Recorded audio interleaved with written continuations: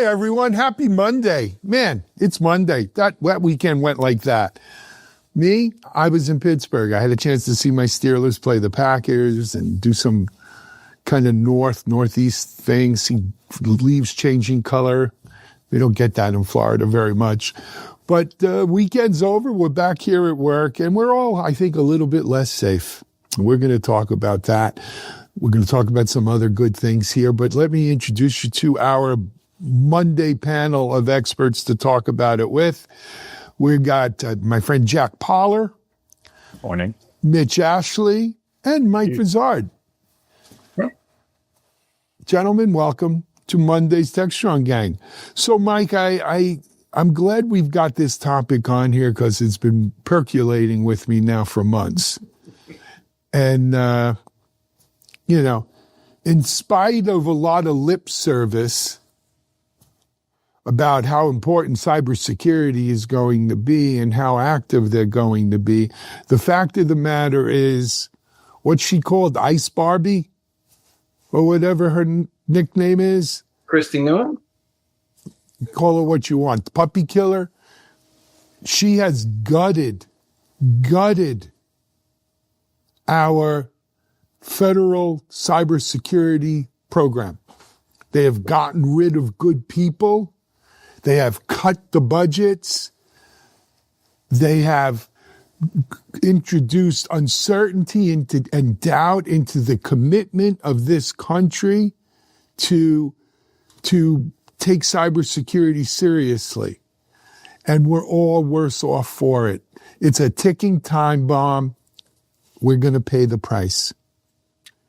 Jack, jump in here for a minute because on the other side of the house, the Trump administration, responding to some letters that the Democrats sent about the very thing that Alan just outlined, are saying there's nothing to see here. They are going to come up with a better CBE program that may or may not include minors. That's right after they come up with the new Obamacare? Yes. Just checking. I'm just checking. And they ditched the CIS people because they're going to work with states more closely and directly, and there's just too many people in the way, and they're saying everything is just fine and dandy. What's your Hold on, Jack.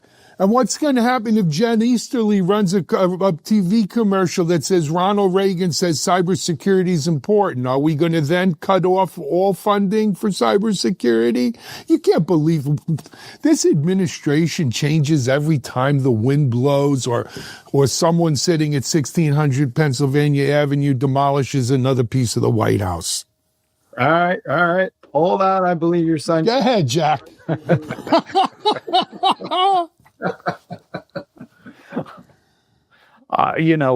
With such an incendiary setup like that, I think this is the government we're talking about. There is absolutely nothing that can be done in the government that isn't affected by politics. And it is a shame that politics affects the safety of the country, but it does, and it does all the time, not only in the cybersecurity realm. So a lot of what's happening is clearly political. A lot of it isn't. I think CISA's mission is both not extremely well-defined and is changing and maybe needs to change a little bit. And the real question for me is CISA a agency responsible for protecting the government's cybersecurity, or is it for protecting the nation's cybersecurity? And it depends on your perspective of that mission, what you do and how you fund it and how you... I don't think it was ever set up to just protect the government's cybersecurity, but I will put forth the proposition that the government's cybersecurity is the nation's cybersecurity, and the nation's cybersecurity is the government's cybersecurity. Human rights are women's rights, right? There's no line there, Jack. There's no line.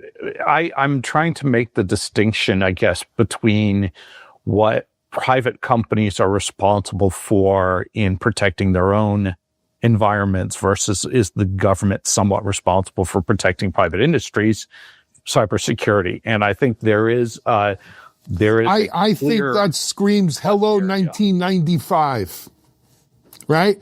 Because here's the deal. In today's world, the government can't do it alone. Private industry cannot do it alone.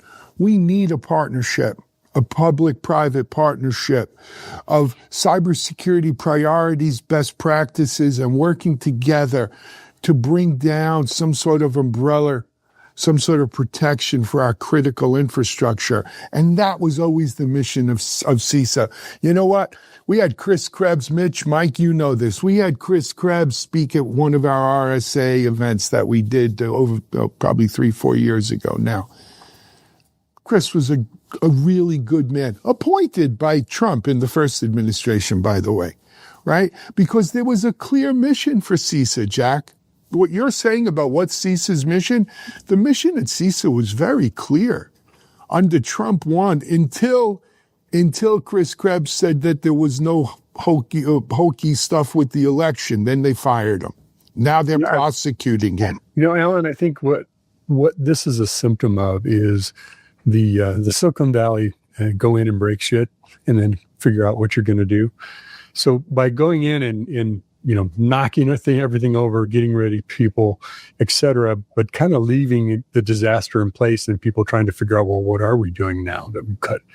But was there a disaster before they went in and made a disaster? No, I think, but that's the point is, you can bring down the East Wing and say, now let's figure out what we ought to have for a ballroom, or you can put a plan together and say, this is what we want. That's the issue is there is no plan. Let me finish. Go ahead. I'm sorry. So usually what you do is you say, you know what, we need a great leader. We need a Jack Pollard to go in there and take the reins and figure out what we need. Jack, I'm volunteering you. And and Jack goes in and says, yeah, here's what we're going to do. And we'll cut here and we'll add here. And I need this budget from Congress. As opposed to, it's just a S show, that's left. And you walk in, okay, now what do we do? What do we have? What do we do? And it's worse than an S show. And Jack, I agree with you. It's all politics, right? So you got rid of Chris Krebs, who was a very competent leader, well respected in the cyber industry, and really was making a lot of progress in that public-private partnership. Chris left. We were blessed to have this woman, Jen Easterly, in there. Smart, understood the mission, was making things happen. They fired her too. Then they've taken, and look, Jack, you live in D.C. area. I don't. But from what I understand, they've taken a lot of they ransacked the budget to CISA and took a lot of the people and put them on the front lines of immigration because our and cybersecurity people make great ICE officers. I don't know what the logic there is. But, the Department of Homeland Security has become the ICE department. Mm-hmm. And cybersecurity, in spite of, their lips moving and maybe some late night tweets when someone gets something, a feather or something, they're not serious about cybersecurity. You know what I mean? Cybersecurity is full of those DIA people. You got women and brown and black people in there. That's not the team Pete wants. Mm-hmm. Jack, is there some way to maybe take a giant step back from this and have the private sector address security concerns in some sort of coalition or consortium or something that takes the politics out of this effort? Well, I think we do that every day with our own organizations, right? And, we have a very large cybersecurity industry with 4,500 vendors selling products to solve all the problems of both the government and the private sector, right? And I think that the government isn't the only solution. And a lot of times, a lot of people think that government should be the solution of last resort rather than the solution of first resort, right? So again, that's 1995 calling. You can call it what you want. Cybersecurity mission today and protecting our critical infrastructure is absolutely a national priority and telling me you have a market of 4,500 vendors for profit who are taking the place of a policy setting public-private partnership to protect the critical infrastructure. It's not the same. There are certain, you know what? We went to the moon because it was hard, not because it was easy. We chose to go to the moon because there are certain things that you need the government to do. Even Elon Musk realizes he can't go to Mars by himself. It has to be done through the government and maybe multiple governments. That's how big our cybersecurity mission is today. We need the government as part of it. I'm not saying the government necessarily needs to lead it or dictate it. That's where I was But getting you at. I'm need trying a to say that partnership. it is definitely a partnership, and it is misleading to say, I believe it's misleading to say that if CISA doesn't have its act together today, the world is going to end tomorrow. It is. No, not the world. I'm just a little. I think it is a serious situation. It is not hair on fire, the world is coming to an end situation. And I think that it's something that can get resolved at the speed. Jack, have you had a glass of water today? Did you take any water from your faucet today? Do you know if it's safe? Yes and yes. And how do you know? Because you haven't died yet?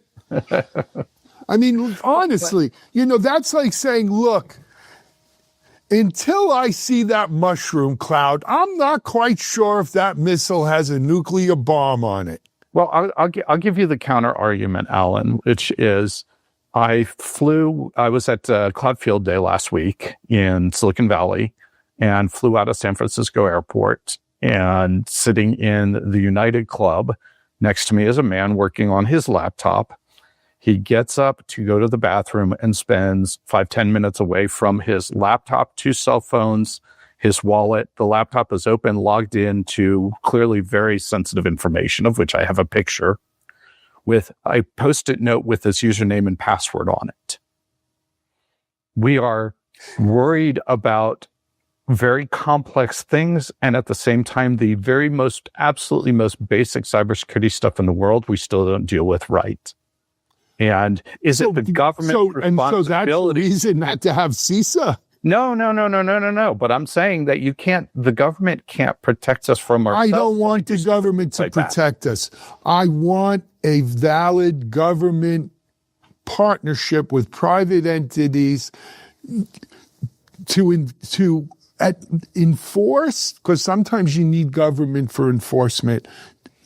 At first to define, and then to enforce certain things. No, we may not be able to stop that guy from going to the loo and leaving his computer open. I get it. That's not CISA's fault. But Jack, there's a bigger mission here. Right? We live in a dangerous world. The fact that you just came on here and admitted you took pictures of his thing, we may have to cut that out. I don't want to see you get in any trouble. But it wasn't passwords, it was nuclear code. As long as you don't do anything with it, you're okay. Right. But You know what? There are nation states at play here. I mean, I don't disagree with you in the least. We need a little more muscle than that.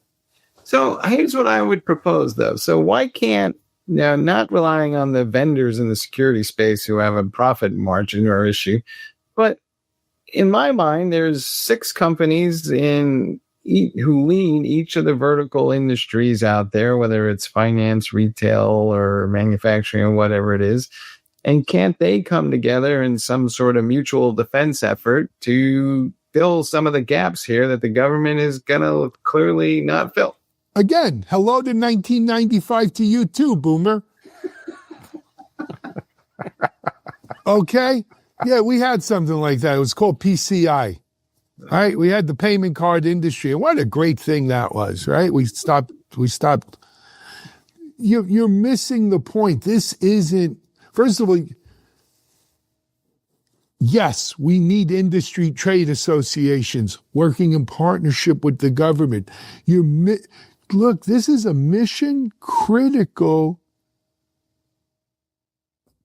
action here. I'm not talking about stealing credit cards. Let me support what you're saying in a different way, Alan, is we can talk about cybersecurity, and then we can talk about cybersecurity that also includes nation state threats. That's the difference here. No business entity is prepared to take on nation state. And it isn't just about stealing data or, a financial motive. It can be for disruption of society, disruption of our financial banking systems, whatever might be, the power grid, all of that kind of thing. So by default, you have to have some government and strategic level action, people involved to do that. Now, whether you get into the detailed and we can run CVEs ourselves or we need the government to do that's probably not as critical. I think it's more of how do we protect ourselves from not just the bad guys, but the bad states. That's it. And look, it gets worse. Wait, there's more. It gets worse. The fact of the matter is we already have a ticking time bomb in our infrastructure, because for the last going on a year, ICE Barbie has ignored cybersecurity. And we now already know that China-sponsored, nation-state-sponsored groups have infiltrated and have been inside some of our critical infrastructure.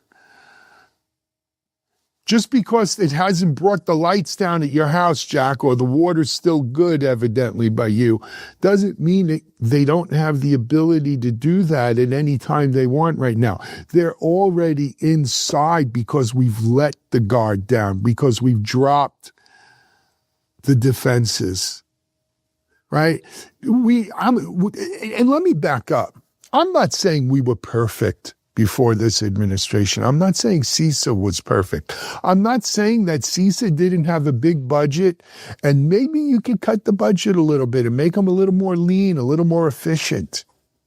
There's a difference between that and gutting it and making it part of the immigration deportation issue. We are in a cyber crisis in terms of our critical infrastructure's profile to nation-state actors. And they're not messing around, these nation-states. They're playing for keeps. We can't afford the clown show that we have now. I would just point out that the water in my house is good because, a company called Poland Spring says so. I'm just pointing that. Well, you're importing your water. But guys, seriously, this is no longer, my God, they might have my credit card, or geez, they got my health record. I know what Michael Jackson had at the hospital. This isn't that kind of stuff anymore. This is,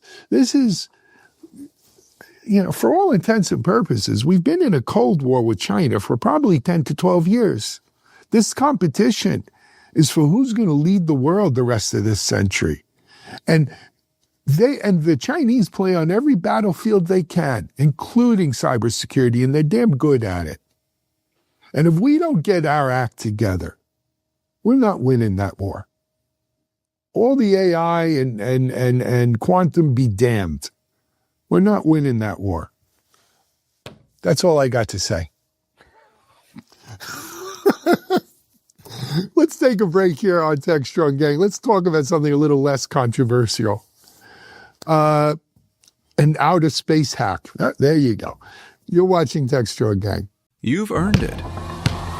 The spotlight, the responsibility, the weight of teams, companies, and entire industries fall on your shoulders. Lives depend on your decisions, your home life included. At work, you're protected, physically and digitally. Nothing gets through your team without a fight. But in a globally connected world, everyone sees you, including those who mean to cause you and your organization harm. And now home, your sanctuary. Attackers see an opportunity. Your digital front door is wide open. And what compromises your home can breach your boardroom. Because the devil's greatest trick isn't targeting your workplace firewall. It's convincing you that your personal life isn't at risk. Black Cloak. Digital executive protection, defending the new attack surface, your personal life. Hey, folks, we're back and continuing our little chat about cybersecurity, but sometimes maybe we're our own worst enemies. Is we have a report where a bunch of academic institutions determined that, well, much of the data traveling across our satellites is unencrypted and can be easily seen by anybody using basically, I don't know, maybe $100 worth of gear.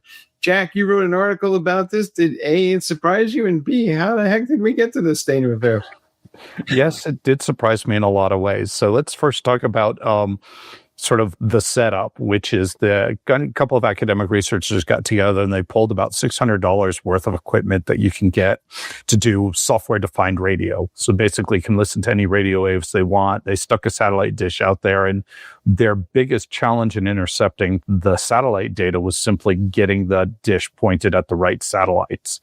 Once they figured out how to do that, they were able to get all the data that they ever wanted.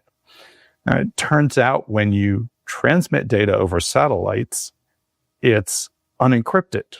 And we all look at that and we say, why the hell would it be unencrypted? And that's because satellites have limited bandwidth, limited processing power, and it costs time and money to do that. And it's very expensive. So most organizations aren't willing to pay to encrypt their data over the satellites. So what data is going over those satellites? Well, it turns out T-Mobile was sending SMS text messages in clear text across the satellites. So anything you sent was easily intercepted. Some of the airlines' in-flight Wi-Fi systems go through the satellite. That's not only unencrypted, but worse, the airlines were leaking their private keys. They were sending the private key in a public-private key pair.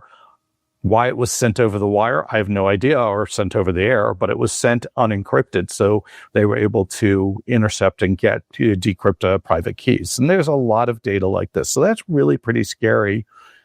And I think the biggest part of it is when we use the internet or these types of services, we don't know how that data is getting routed. And we think we have an encrypted end-to-end encryption connection, but somewhere along the way, it may not be encrypted. And so that's the real sort of big concern, is you have no idea that what you think is a secure channel in the middle somewhere is insecure. Yeah, Jack, I feel like we're back in the telnet days. You can see, my password in the clear going over the wire.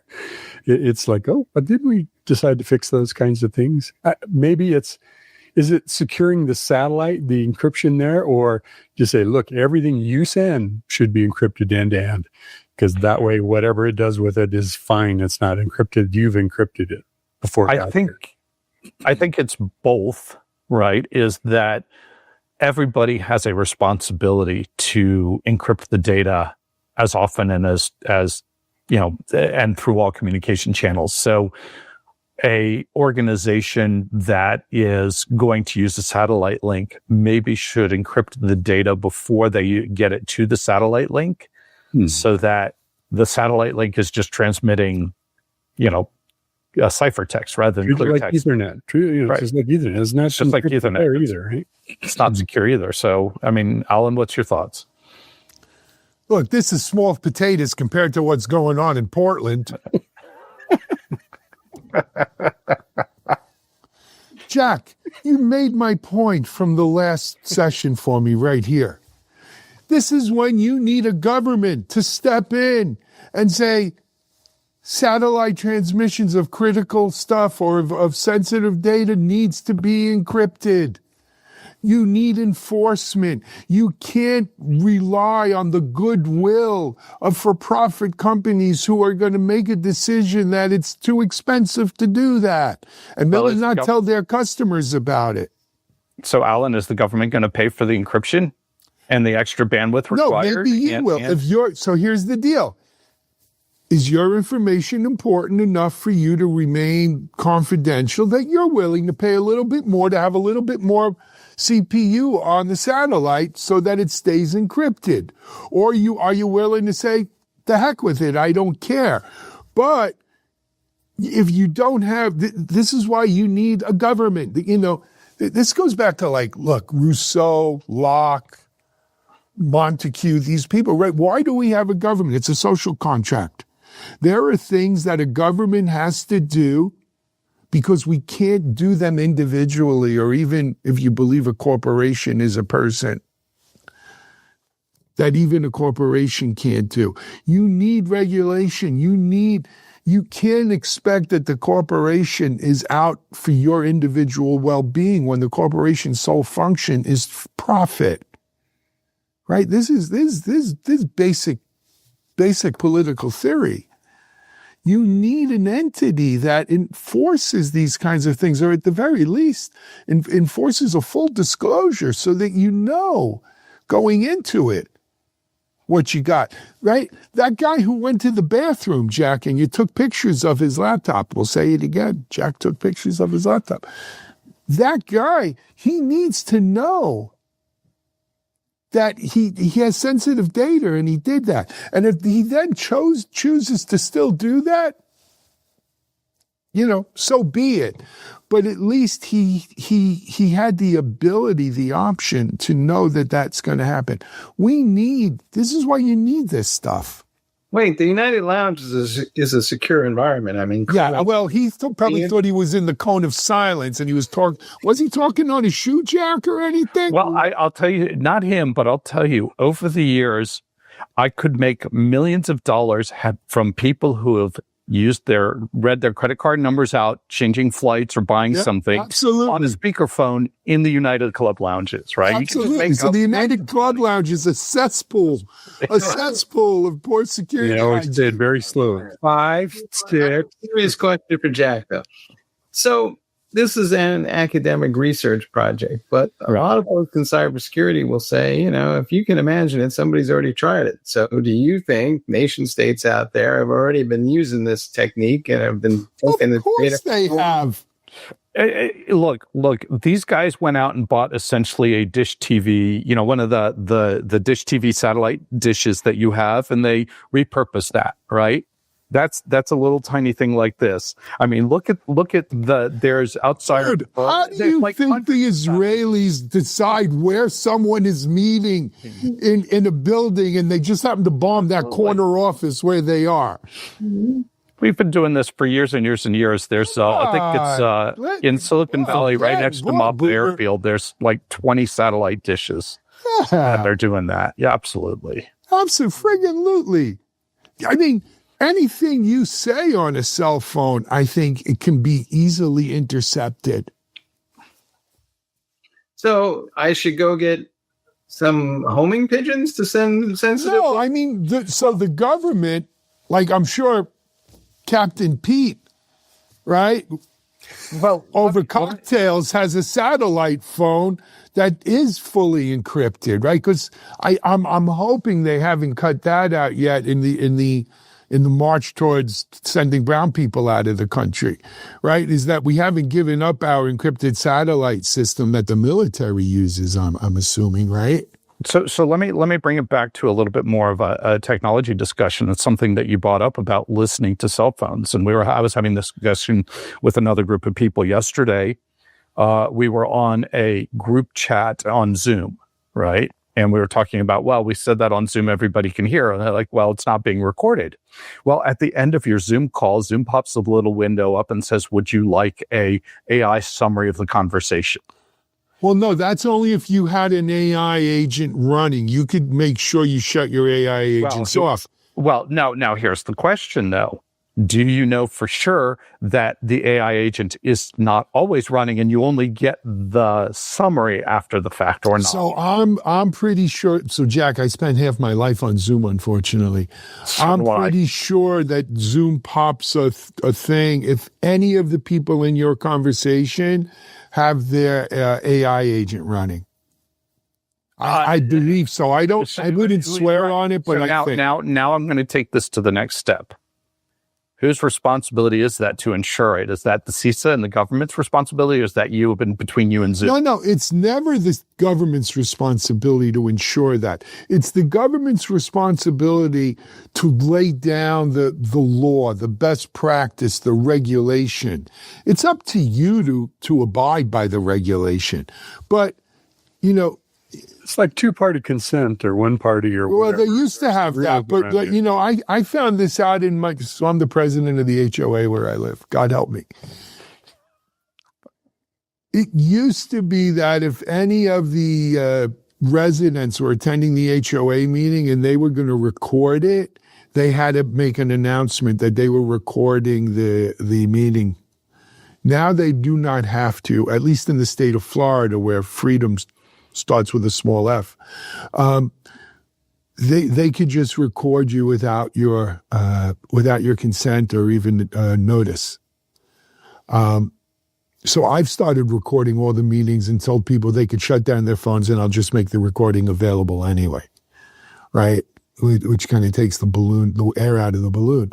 But, you know, there is no longer that consent, Mitch, you're talking about. Now, Zoom, to be fair to Zoom, if you remember, during COVID and stuff, Zoom used to send it out unencrypted.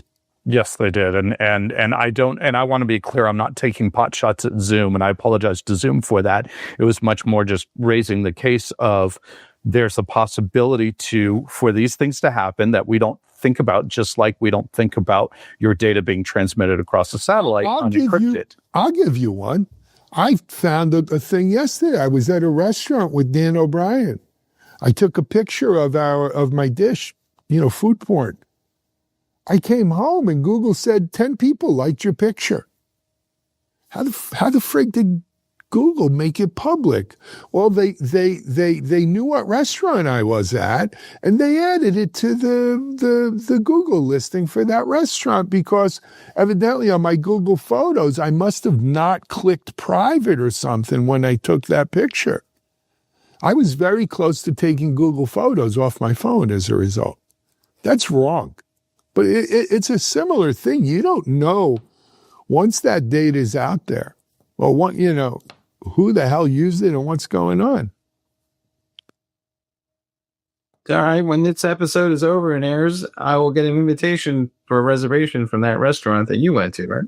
Yeah, you can go look it up and it'll say here, picture from Alan Schimmel. I'm going to make sure this video is encrypted as I'm watching it. That's for sure. It makes no difference if it's encrypted in transit if Jack has his AI thing running, his AI assistant. It's always Jack and his AI. Come on, Jack. So, it's on a more serious note, though. Do people need to be more conscious of what they're sharing and when they're sharing? And is that too big a burden for people to figure out? So to that point, Mike, is, we talk about there's cameras everywhere. Assume cameras, there's cameras. Same thing with audio, right? We're never off mic because who is listening in the background, or somebody's recording a meeting that even though Zoom isn't recording it, they're recording it, right? You just don't know.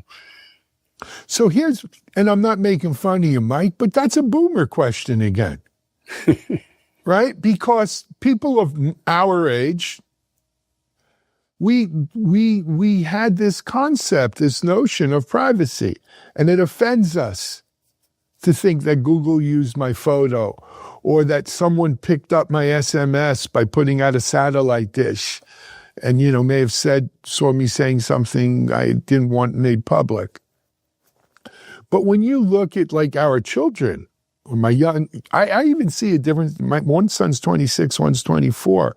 They're like 3 school years apart. I see a difference in their notion of privacy. I think, what's the latest? Gen Z is before millennial. Gen Z has no notion of privacy. They do assume everything is out there. So they don't care. Well, I'd also like to point out, and to your statement about, the government protecting us, that we now have another set of governments, particularly the British government, that wants encryption backdoors to be able to break encryption. They're not the only one. And they're not the only one. They're just the ready to off the top of my tongue one, right? So there is, and this is why I hesitate on the government doing all this, because sometimes they get it wrong, and breaking end-to-end encryption is definitely getting it wrong. Yeah. But you can correct that, right? And look, the U.S. put a lot of pressure on Apple, even going back to the 9/11 timeframe, right, to give them the keys to Apple encryption. Yes. For this very reason. And So just to show you that I'm not just one of those flaming left-wing bleeding hearts, I do believe that there are times of emergency where the government does need that. There might be cases of truly national emergency, but I would have some sort of, what was the court that you did? FISA court. The FISA court. Yeah. I would have some sort of separate court system set up that you can't use that until you've had, you made your case for it, and you could have an expedited hearing. But I do think sometimes, Jack, you do. I mean, there might be national emergency issues where you do. So do I get up every morning and just kind of, say hello to all the government officials that are listening in and, just be friendly about it? But all kidding aside, I think Gen Z, they assume now. They're fine with it. All right. Well, if it's not government officials, it's their friends, their enemies, they just assume everything's out there. There are founding fathers rolling in their graves as we speak. Yeah. I think they got a lot more to roll about these days. Mm-hmm. All right. We'll take a break. Let's come back. What are we talking about next? Coding slop. Oh, boy. You know what they say? You roll with the pigs. You get dirty. You're watching Techstrong, gang. Discover Techstrong Group, the epicenter of tech innovation. We're your go-to for reaching IT leaders and practitioners worldwide. Our secret? Impactful content that sparks awareness, engagement, and top-quality leads. With us, you'll access editorial websites, streaming videos, virtual events, custom content, analyst research, and more. Join our satisfied clients. Let's revolutionize your tech journey. Contact us today and tell your story to the world in the most powerful way with Techstrong Group. All right, folks, we're back. And yes, we're talking about AI code slop. And slop is being a word that's tossed around a lot lately, but it sounds like maybe we now have too much of a good thing. People have adopted these AI coding tools, but they're, shall we say, uneven in the code quality that they generate. And there's a report out from Ox Security that identifies 10 systematic behaviors in these coding tools, and sometimes known as anti-patterns. And at the same time, Opsera's got some capabilities that they've added to their DevOps platform that helps identify where this code slop is being generated, and maybe want to limit the usage of those tools because, well, it costs money to use them somewhere along the line. Mitch, I know you've been talking about responsibility and how much faith we have in AI tools, and where are we on this journey for a while. I think you have an article up on that on the Futurum sites, but What's going on here? What's your assessment? And do we need to kind of maybe take a step back and figure out what's going on here? Well, having lived through a couple of generations of code generators, and going back to even COBOL code generators when I got out of school, one of the things I learned right away was what comes out of those suck, but they work. Looking at the code, the variable names, the structure is like no one would program it like this. No one would code it like this. And I think that's what we're seeing here is how important is it for us to look at the quality of the code from a structure standpoint, non-monolith architecture, using good coding practices. We're assuming humans do that all too, which not all humans do that either. Then you talk about the realm of what's efficient, what's secure, what's easy to maintain. I think we will eventually get to a place where you don't look at the code, you don't really care what it generated. You'll know if it's efficient, you'll know if it meets the need. But we're living in this world of I still need to look at it, and I might need to maintain it because we don't trust AI code generators are there to the place enough where everybody will kind of sign on to that. So telling me, reading this report that there's 10 sloppy practices, I could fill in the blank and say, yeah, and there's this person that does 8 of those too, right? That's just the world of coding. And I think eventually we'll get past that. I think this is a bit of a non-issue. So, Mike, you mentioned Ox. I spoke to their CEO last week. So they have this VibeSec thing they're doing, right? They call it, right? So, and it's specifically to help secure vibe coding. I saw the Opsera I spoke to their agency and I got what they're doing. But I also had a conversation last week with the CEO of Checkmarks, my friend Sandeep Johari. And their studies, their metrics are showing that AI-generated code has 2 to 4x the amount of vulnerabilities than human-generated code, on average, right? On average. 2 to 4x the amount of generated vulnerabilities than human-generated code. And it's not just AI code, AI-assisted coding, right? Because that's this new Gartner category now, right? They're having AI-assisted security or AI-assisted code security agents or whatever. But here's where I think we're going, Mitch, and you may or may not disagree. I think the question is, what bar do we hold the AI to, AI coding agents? Do we expect AI coding agents to deliver pristine code that is free of vulnerabilities, far beyond what we get from humans? Because we know humans don't deliver perfect code either, right? And that might be a really, really high bar.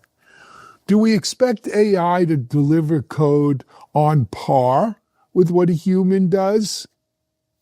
And look, we've lived with human coding. We could live with this and figure out how to secure that after the fact. Or do we want, or to Mitchell's point, are we willing to say, the heck with it? Let's just get all that code out there and we'll fix it in post, as we say here in Techstrong TV, right? We'll fix it in post. So, Alan, I think you have to break it into two different things. If it's coding practices, right? That's another thing. Half the developers, I don't know, I'm just saying that. Half the developers start on taking over a code base and they start rewriting it because they like to do it differently, right? They'll sort of put their mark on it. When you talk about code quality is different than secure code. Code quality is different than brittle or resilient code. Code quality is different than efficient code that executes when it executes. That's, I think, where we point the standards to. Whether it uses kind of good variable names or, a little bit too heavy on that, AI likes to write a lot of code for you. And I think that's where some of these vulnerabilities come from, then 2 to 4x that we're talking about. That's what I'm concerned about, is I don't want to have to run scanners against everything, every little bit that an AI agent or AI assistant does, because I think we're entering a place where it's very easy to change what code does. And so a lot of code is going to be changed, more so than what a human would change. It's easy for AI to make 50% more changes than I might make just because it takes me more time. So I think we're going to see a lot more. We are already seeing a lot more code generated and a lot more code changed as you go through these assistant tools. And so it has to be not a whole other step down the line in a DevOps pipeline. It has to be at the point of generation. That's where you have agents that are specialized in security, specialized in resilience, specialized in whatever, that are applied to the code before you take it and say, let me test it now. That's what needs to happen. That's the real shift left. Is shift left means at the point of origin, it's made secure. I think that's what we need to expect from AI. So we need to follow that up. Essentially, AI agents that are going to review the code and test the code that is created by the other AI agents. It just can't be the same LLM used to create the first code, because then that will just confirm the bias in the code in the second instance. So we're going to have, this kind of DevOps framework of AI agents, essentially, and then some human might review that because it'll be more reasonable. But on the first pass, a lot of this code is just impenetrable for the average human to kind of sort through. Well, look, we talked in the first segment about, Alan kept calling us boomers and talking about 1995. And let's just say I've had this conversation actually in 1992. And those code generators were called compilers. And I've literally had the conversation with the chief architects of Novell NetWare when I was there about converting from writing an operating system in assembly to writing it in C. And how do you write portable C? And I went through all this thing, and I was on a project to do all this and convert the entire operating system into C. And at the end of this weeks-long conversation with the chief architects, they said, that's all great, Jack, but there is no way in hell a compiler will ever generate better code, assembly code, than I can. And so we'll keep writing the operating system in assembly, and you'll have to port it to C to run it on other processors. That was the conversation in 1991. Nobody today ever in their lives questions the capability of a compiler. Well, Now, to your point, Jack, there's even, yes, it's the compiler. There's also an intermediate language of what code gets translated to, right? It does not get translated to assembler. P code for Python or bytecode. Same thing for Java. It reduces it down to an executable that it runs. And we don't look at that. Most of it's not human readable. There's the tools that you can make it human readable. Right. It's not, execution code. It's not assembler code, but it's an intermediate step. And that's, I think, where we're going to with the AI tools. At some point, we won't look at the code anymore. Well, let's take Jack's thing to the nth degree, though. So won't the AI at some point decide that, well, all these abstractions that were created for humans are inefficient, so we're just going to write everything in assembler all over again? Great. They do that today. They're called tokens. Yeah. Right? Yeah. When you do RAG, retrieval augmented generation, you take your database of stuff that you want the AI to look at, and you translate that text into a form that is easily processable by the AI, and it's no longer human readable, right? To make it more efficient. We already do that today. Let's take humans out of the equation. We'll get rid of all these carbon-based life forms. But wait, there's a Star Trek coming. There is V'ger. So, quick plug, predict 2026. I believe it'll be January 15th. We're going to announce Techstrong's Entity of the Year. And there might be some of that involved in there. Carbon-based or none? Yeah, well, both. But really, so look, I think that is coming, right? We're going to have the AI Agent of the Year award. You're laughing. Yeah. Hey, DevOps Dozen voting ended, or nominations ended last Friday. We'll see. I think we actually have a category for that, but or something similar. But anyway, to me, guys, what you're talking about, though, it becomes a question of efficiency.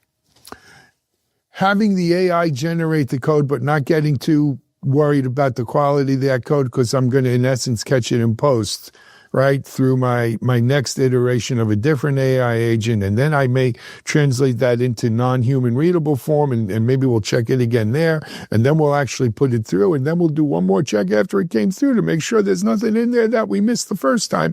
But you're going to tell me it's cheap, it's faster, cheaper, more efficient to do those four things than it is to pay a person to do it and maybe do one quick look over. It's a question of what's more efficient and what's going to, and not which is higher quality or even more secure. What am I willing to live with? Right. And that's going to, I think, the ultimate decision here. But don't you don't believe that trade-off's being made every day before AI systems? Yes, right? It is. It is. We do that. I agree with you, Jack. I mark this down. I agree with you, Jack. Okay. Clip that. We'll give you the second, Mark, so we can make a link to it. I agree with you, but I think one of the things that AI brings to the table is the ability to maybe do 3, 4, 5 layers deep faster or more efficient than it would be to have humans in that loop. Right? I think humans in the loop, assuming we can, have gigawatt cars that go back into the future, and we have that kind of power to power all this AI, right? We have enough water to cool down all these processors for the AI. I think what we're trying to say is that the AI is going to be cheaper to do these tasks, even if there's a couple extra, rungs to the task than it is to have humans involved. Not only agree, and we will create so much code. There's not enough humans on the planet to review even the scanners and output. At some point, you exhaust what the human can actually do to add a detail. About it. I'm building a data center and a generating plant in my yard. There you go. So we're moving from humans in the loop to humans are loopy. Well, I mean, at some point, you'd then start asking yourself, what is the human's role here? Mm-hmm. Could be that might be tomorrow's Techstrong gang. We'll see. There's got to be a Star Trek about that. That might be an entire Techstrong gang episode. Well, I think they did a movie about that, Wall-E.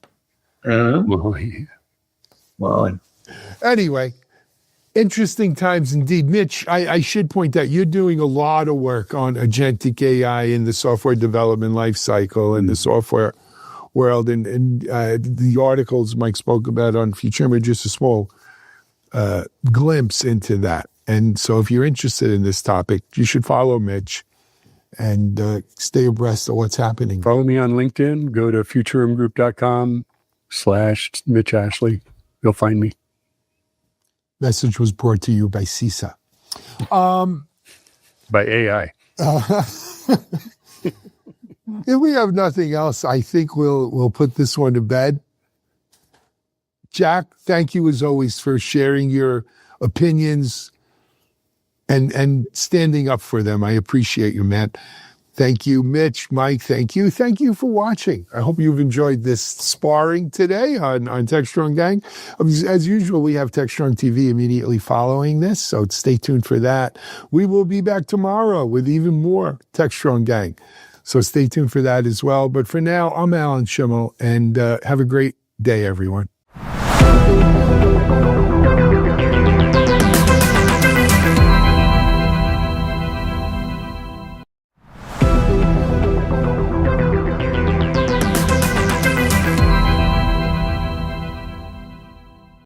Hey everyone, welcome back here to Techstrong TV.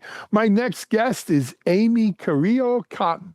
I can't say the R's like a real person can, but Amy, forgive me, I did the best I could. Why don't you say it for me? My name is Amy Carrillo Cotton. There you go. I love it. I love it. I wish I could say that. Amy is the director of client transformation at a company called UpLevel.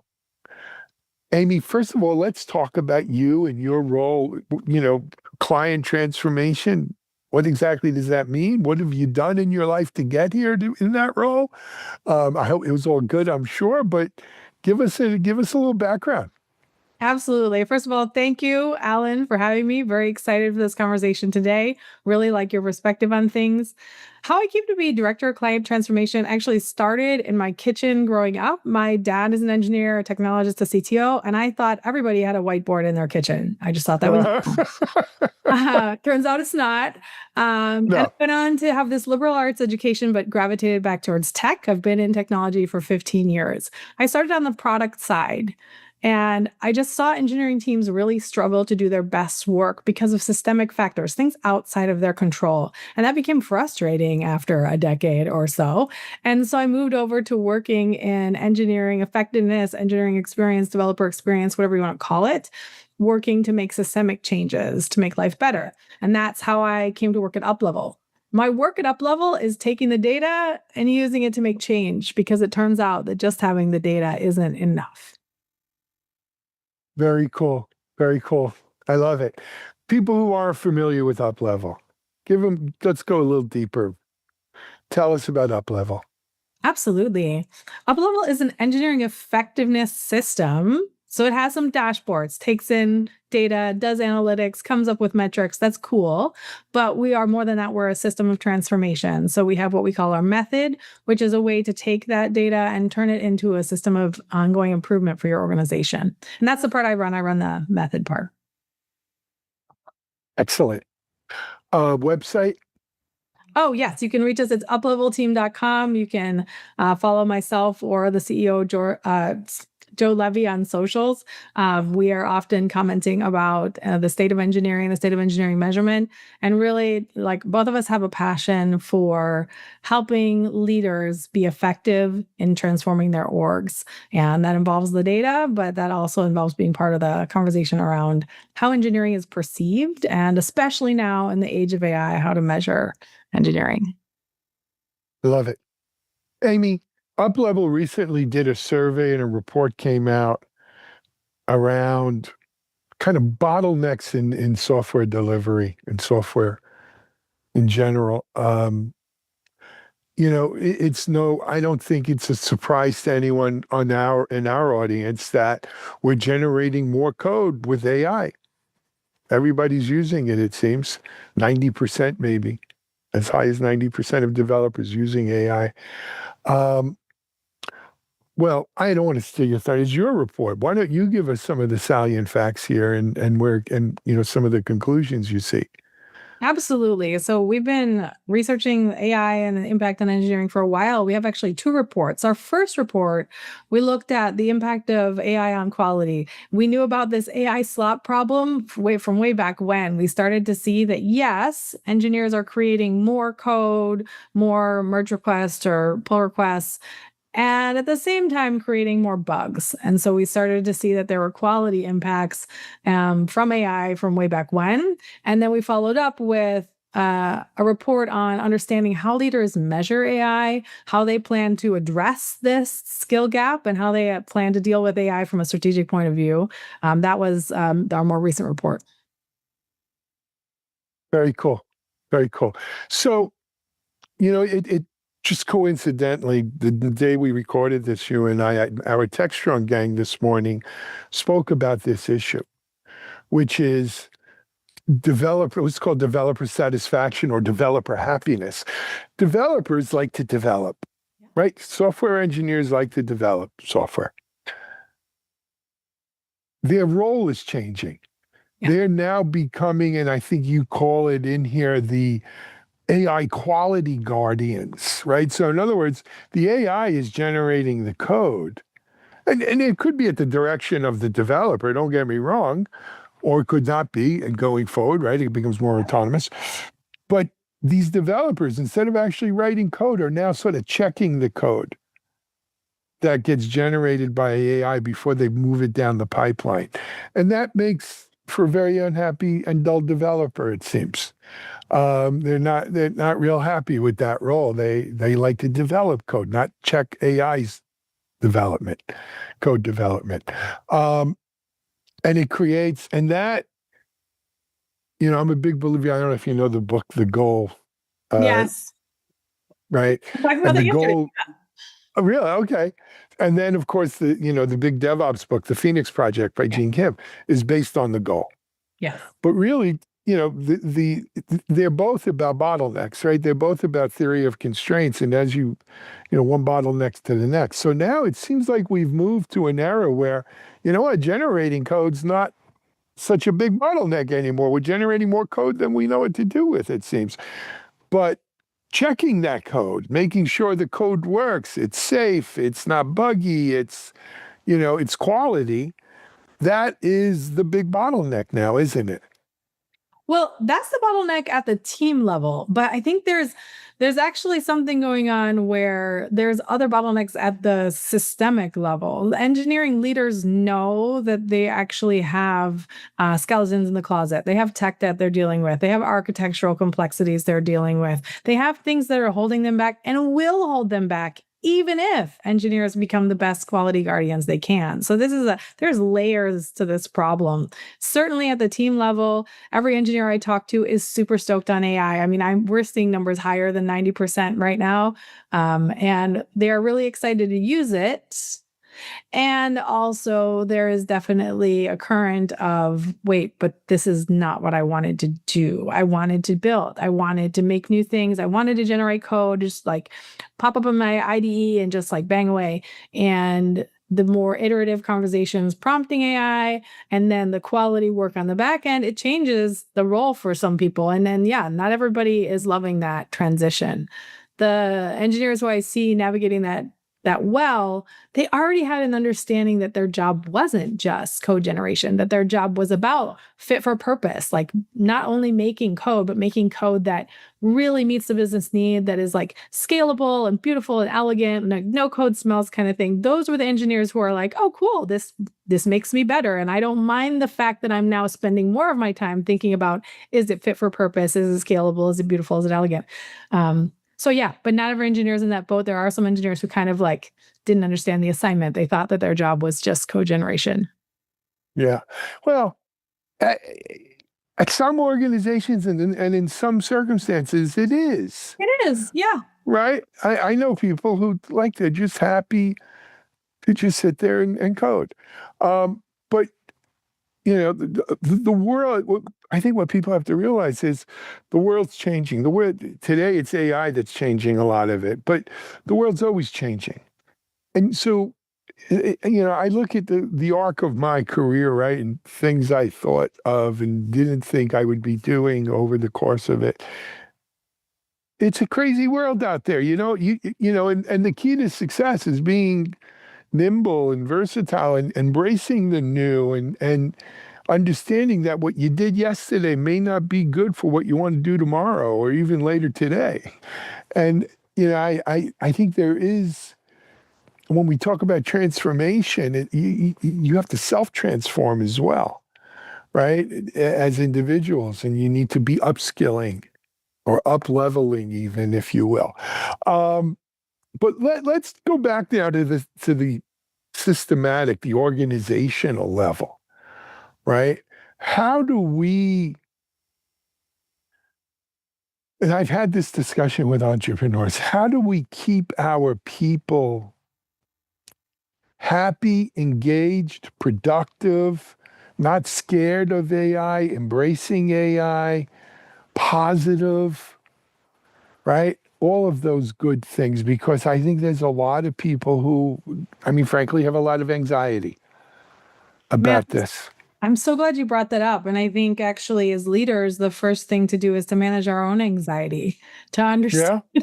I mean, I did not think we would be talking about this today, but I'm actually working on an article about this with someone else who was really noticing that the anxiety narrative can bring out our worst tendencies, our tendencies to just like super hyper focus instead of look holistically, our tendencies to really focus on individual success versus team outcomes. And like that anxiety is a thing that leaders need to manage through AI. And we see this in the survey data as well. We saw that leaders know systemic outcomes are the thing to measure. Most of them are measuring that outside of the AI context. And well, most of them are at least trying, but within the AI context, the salient message is everybody wants to measure individual productivity. And it's like, wait, we were just, you know that that's not the answer, but the answer that everybody goes to in this moment of anxiety is, again, the hero narrative, the hero developer, the 10x developer, that's what everybody goes to. And so I think it's very clear that leaders need to manage their anxiety, to remember what they already know, and then to look at that systemic view instead of letting the anxiety drive the boat. Got it. I love it. Amy, where can people, if they want to dig in here, where can they go take a look at these survey results and reports and kind of digest it on their own? Yeah, we have our AI measurement crisis report on the UpLevel website, so uplevelteam.com, and you can download the report there. It has a lot of insight into how people are measuring, what they think is important about AI, the risks, and what people are doing to close the skills gap. Absolutely. You know, I used to remember saying speed kills when it comes to just pushing software out. But still, you know, when we measure how much AI is helping us, when we measure whether we're a high performing team or not, we still seem to focus on how fast we code and how much code. We never add the third thing in there, which is quality, in my mind, right? And I think in these AI times, or whatever you want to call it, the age of AI, quality has to be right there with speed and volume. Otherwise, speed does kill. Absolutely. AI is an amplifier. It will amplify your lack of quality process. You will Yes. 100 miles right into a wall. Absolutely. And the leaders that we interviewed, they have said that quality is the most important skill. I think, though, there's a level beyond that. And I think in a couple of years, we're going to move beyond that, because I think AI is going to cause us to rethink quality overall. Because when code is no longer the bottleneck, like we've talked about, then maybe it's a life of disposable code. Maybe it's about how fast you can recover, how fast you can self-heal. Maybe it really goes beyond just bug rates into more of a sort of a recovery self-healing measurement, which is totally different Resilience. about quality. Resiliency. Yeah. Yeah. Maybe I that'd love be it. important. Hard to say, but right now, definitely the focus of the day is on quality to just avoid risk. I mean, AI is out there, the genie's all the way out of the bottle, and organizations are struggling to catch up and to keep it in balance. Absolutely. Amy, we got to wrap it up. I want to thank you for coming on here. I just want to remind everyone, uplevelteam.com is the site, right? Yep. You can go get this report and check it out there. Amy, keep up the great work. Come back and keep us posted here on Techstrong, okay? Thanks, Alan. Great talking to you. Great speaking to you. uplevelteam.com here on Techstrong TV. We're going to take a break. We'll be back in a moment.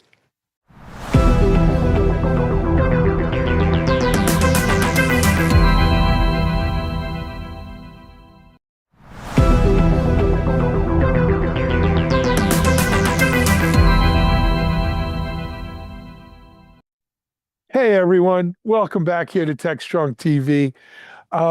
I'm really happy to have my next guest back on. He's been on Techstrong TV many times. Though we were talking off camera. I haven't had him on in a couple months, and glad he's back. He's back. He's my friend Derek Holt. He's the CEO of Digital AI.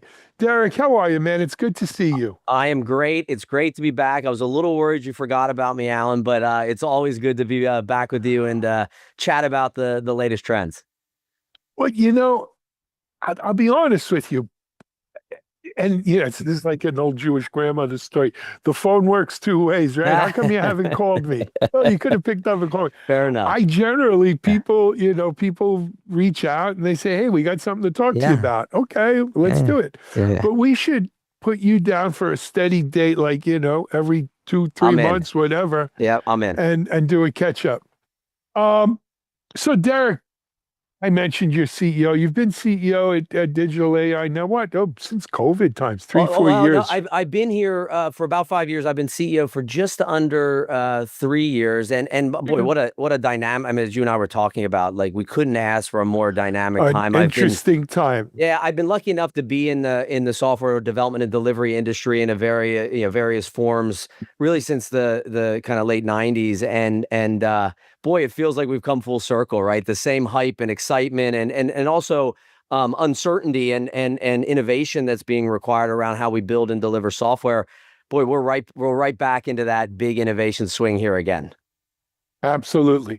And it keeps the blood flowing. It's all good. Hey, Derek, people out here, maybe you're not as familiar with Digital AI, right? You had AI, you had .ai before .ai was cool. That's right. Right. And give them maybe a little Digital AI background. Yeah, so we saw an opportunity really in the 2020 time horizon around at the time bringing great enterprise tools around the key parts of the software delivery cycle. We primarily spent our time upstream from development around planning at scale, agile planning at scale, and then downstream around testing and securing and having compliant ways to deliver software at scale. And we saw an opportunity to do that really for the world's largest, most complicated customers. And then we also recognized that this business process for decades has been throwing off a lot of data. And the .ai at the time was really thinking about how do we use that data to help predict the future based on the past. And that was around products that are still very strong in our portfolio around change risk prediction and around flow acceleration and other areas. What we didn't know, and I don't think many of us knew, is that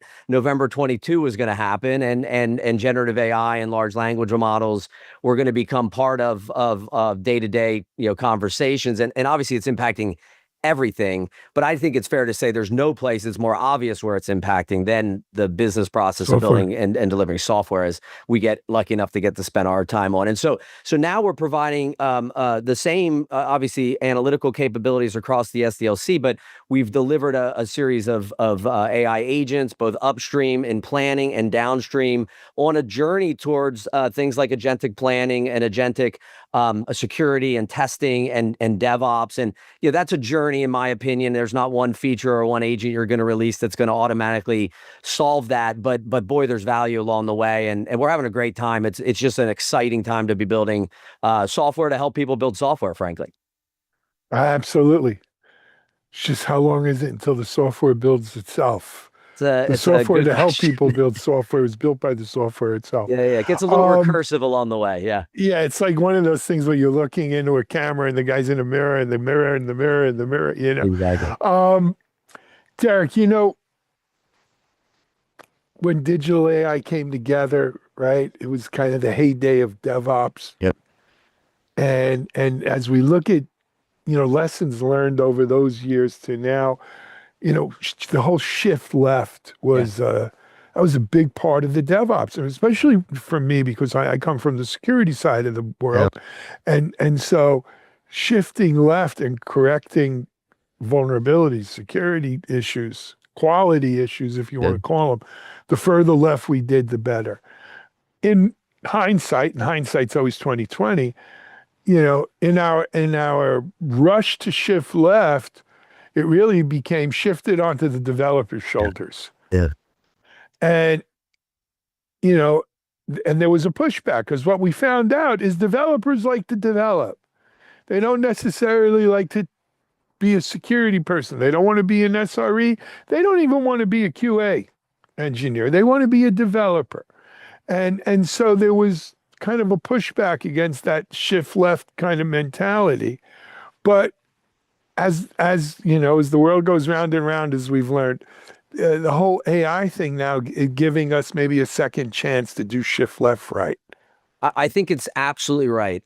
If I think back, the logic still holds. I think we all agree that it is cheaper to fix a bug early in the life cycle than it is in production. And same goes for security and compliance and on and on. So the economic kind of mindset of shifting left made a ton of sense.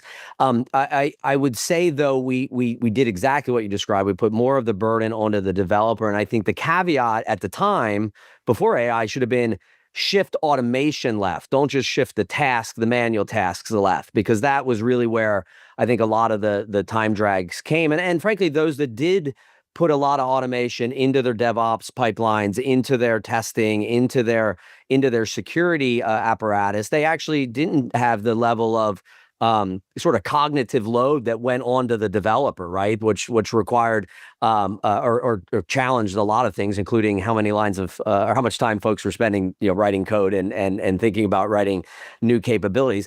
The great news with AI is you're exactly right. We have a chance to kind of rethink it. And it's actually interesting to me sort of where we're at, right? When we think about, and we work with mostly large scale enterprises, we have conversations, they'll tell us, hey, we're adopting AI in the SDLC. And candidly, Alan, what they're really saying most of the time is they're adopting coding copilots, which 90% of companies have tried it. These are very quickly going from pilot into production. I know depending on the survey, you might say folks are getting wildly more productive or slightly less productive. But I think we all can look at this and say, no different than code assist, but now code assist on steroids. This is here to stay, and it's going to be the way that we drive productivity. But one of the things that we find in our data is that it's actually bottlenecks upstream and downstream from that lack of automation, upstream and downstream from coding, which is where some of the biggest bottlenecks are. And so this idea of shifting left, but doing it ultimately with AI so that we can shift a little more smartly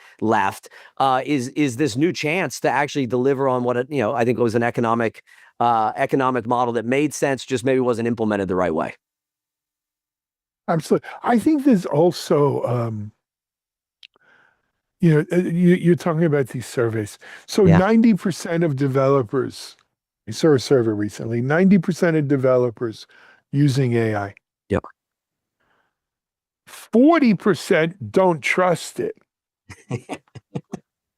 66% believe it injects instability into That's right. their application code, That's into right. their code. But yet 90% are still using it. So Yep. what that says to me, Derek, is, full speed, damn the torpedoes, full speed ahead, where people are committed to using this. And I think the bet is, look, it is going to get better. I may not trust it fully right now, but the more I use it, the more I will be able to trust it.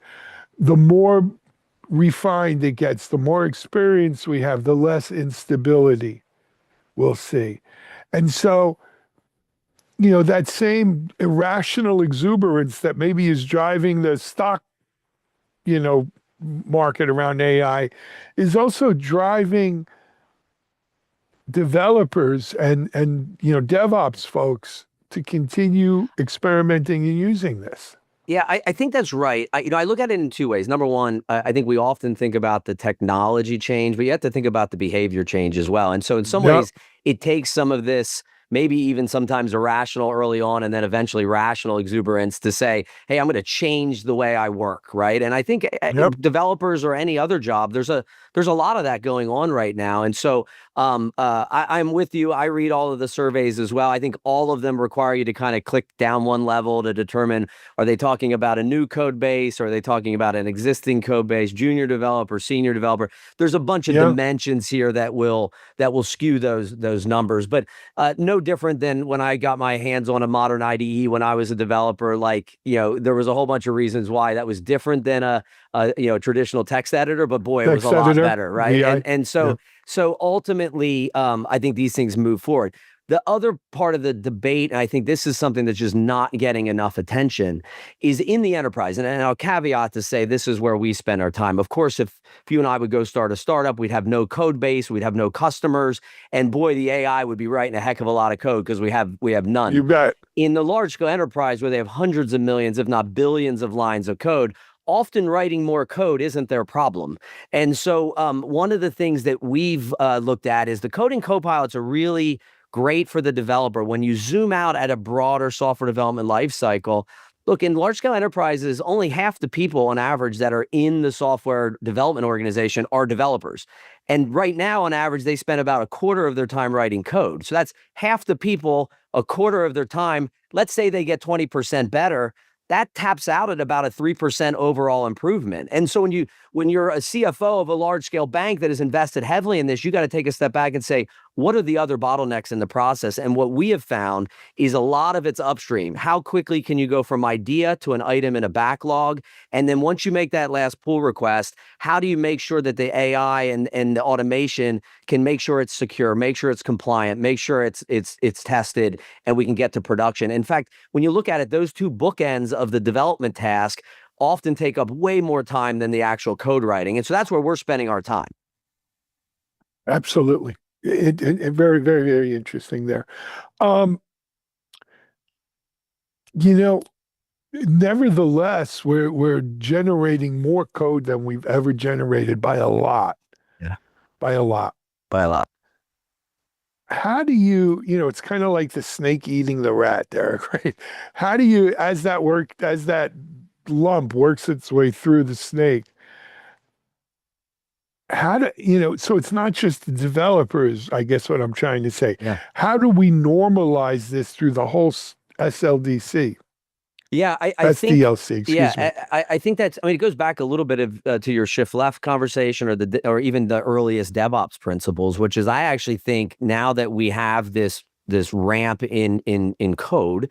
Some of the folks were maybe a little bit more hesitant to automate their tests or automate security or rethink the way that they're doing planning. They're going to have no choice but to do that because the bottleneck has now moved to them in many of these instances, if you want to think of this as a sort of an end-to-end process. And I also think it's going to put tremendous amount of stress on being able to measure the entire software development lifecycle, to be able to use AI to find risk before it ends up in production, and to continue to do what in many ways DevOps was trying to do from the beginning, which is to bring the development and the operations teams closer together. Because unfortunately, the challenges often manifest themselves on the other side of the organization and operations. And so, look, we're seeing Of course, a velocity increase, lines of code. I'm not sure those are always good metrics to determine your lines of code. I don't know if that's good or bad, but you're also seeing increase in security and quality risk. You're seeing, interestingly, I read some reports recently that cloud costs are going up because you're writing inefficient code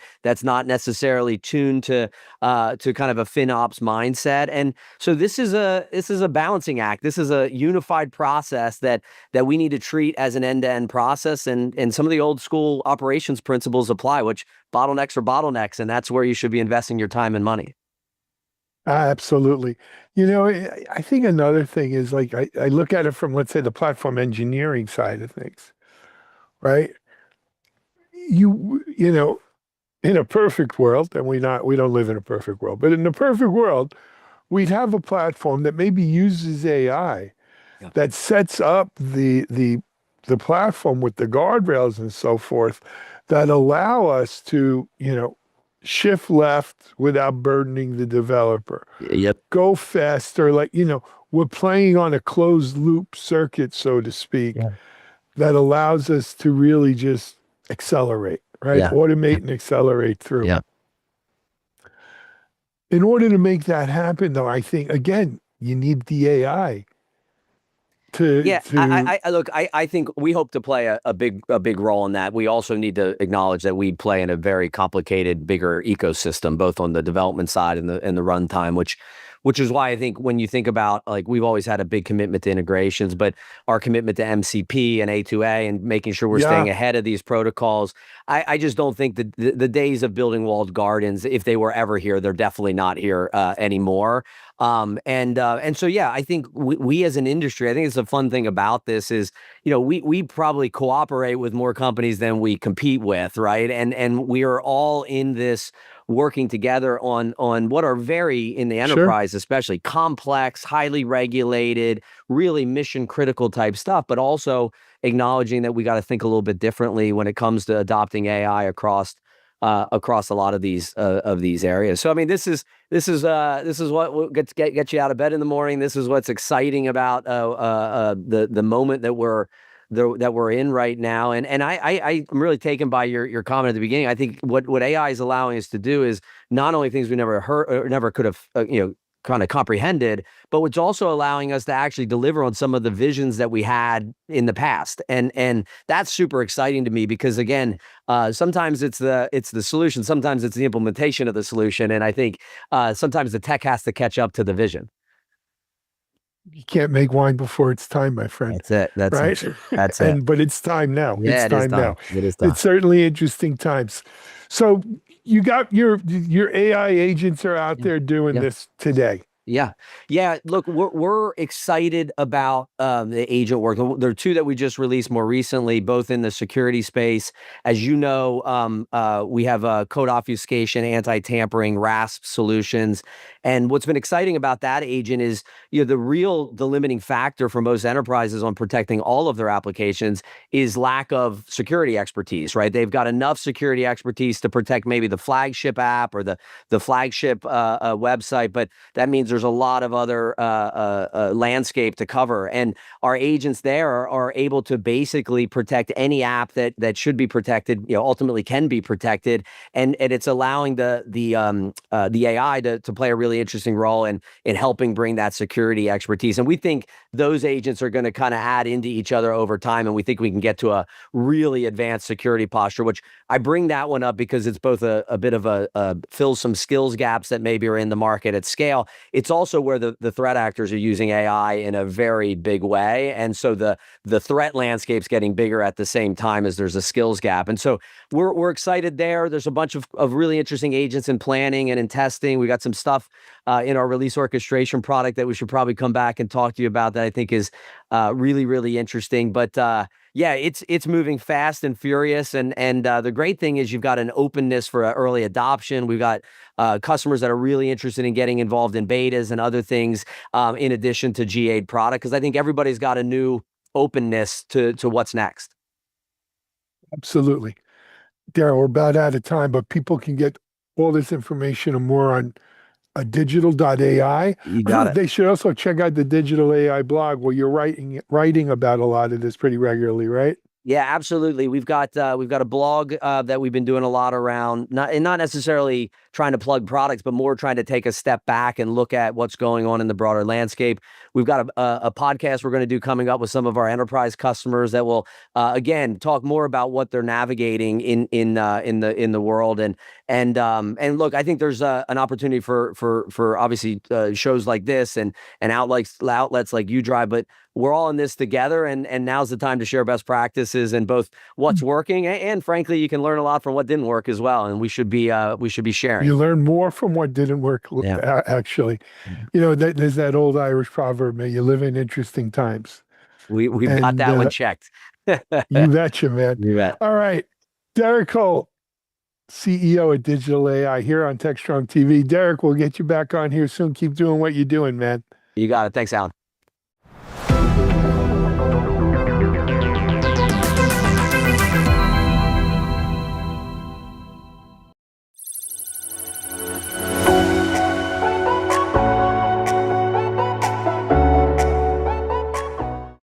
Hello and welcome to the latest edition of the Techstrong.ai Leadership Insight Series. I'm your host, Mike Bizarre. Today we're with Rajiv Bhutani, who's CEO for MediaMint, and we're going to have a chat about how AI agents will change the way we interact with software. Rajiv, welcome to the show. Thank you, Mike. Thanks for having me. All right. For decades now, we have struggled with graphical interfaces for humans and tried to build these things, and left-brain people trying to build something for right-brain people, and it never quite worked out the way we had imagined. Now, we're going to add AI agents, and that's going to change the way we interact with software. But what will that experience be like? What do you think? Yeah, Mike, that's a great question. When I think about AI and when I think about agents, I think about it from a holistic manner. There is an element of software and how software is going to get transformed. But then if you step back and think about what's going to happen to businesses and how businesses are run, I think the entire transformation is going to take place all the way from strategic level, all the way to the software. For example, to the question that you asked, the way we think about it, oftentimes when you're integrating software, you're bringing UI or you're introducing systems, humans have to go to those systems. So if you're using Salesforce, you have to log into a Salesforce screen, as an example. If you're using SAP, you have to log into an SAP screen. Now what's happening is with AI and agentic and conversations, these new transformations will go to where humans are and where they're working. And that's radically going to change the way functions are run and businesses are run. So if I'm entering an order, instead of me going into a particular screen, an AI agent could be in Slack or it could be on email, and it can take care of the entire process. So there's a foundational shift that is taking place with regards to how the work is being done, and we couldn't be more excited about how this is transforming and playing out within our companies. I'm trying to figure out how that might actually play out, because every vendor you talk to now is adding AI agents to their application, and that's all well and good, but am I going to have maybe my master or head butler agent, whatever you want to call it, that's going to talk to all those other agents, and that's how that interaction is going to be, and I'll have a common experience? But am I really going to go in and make friends with all these different AI agents and all these different other applications?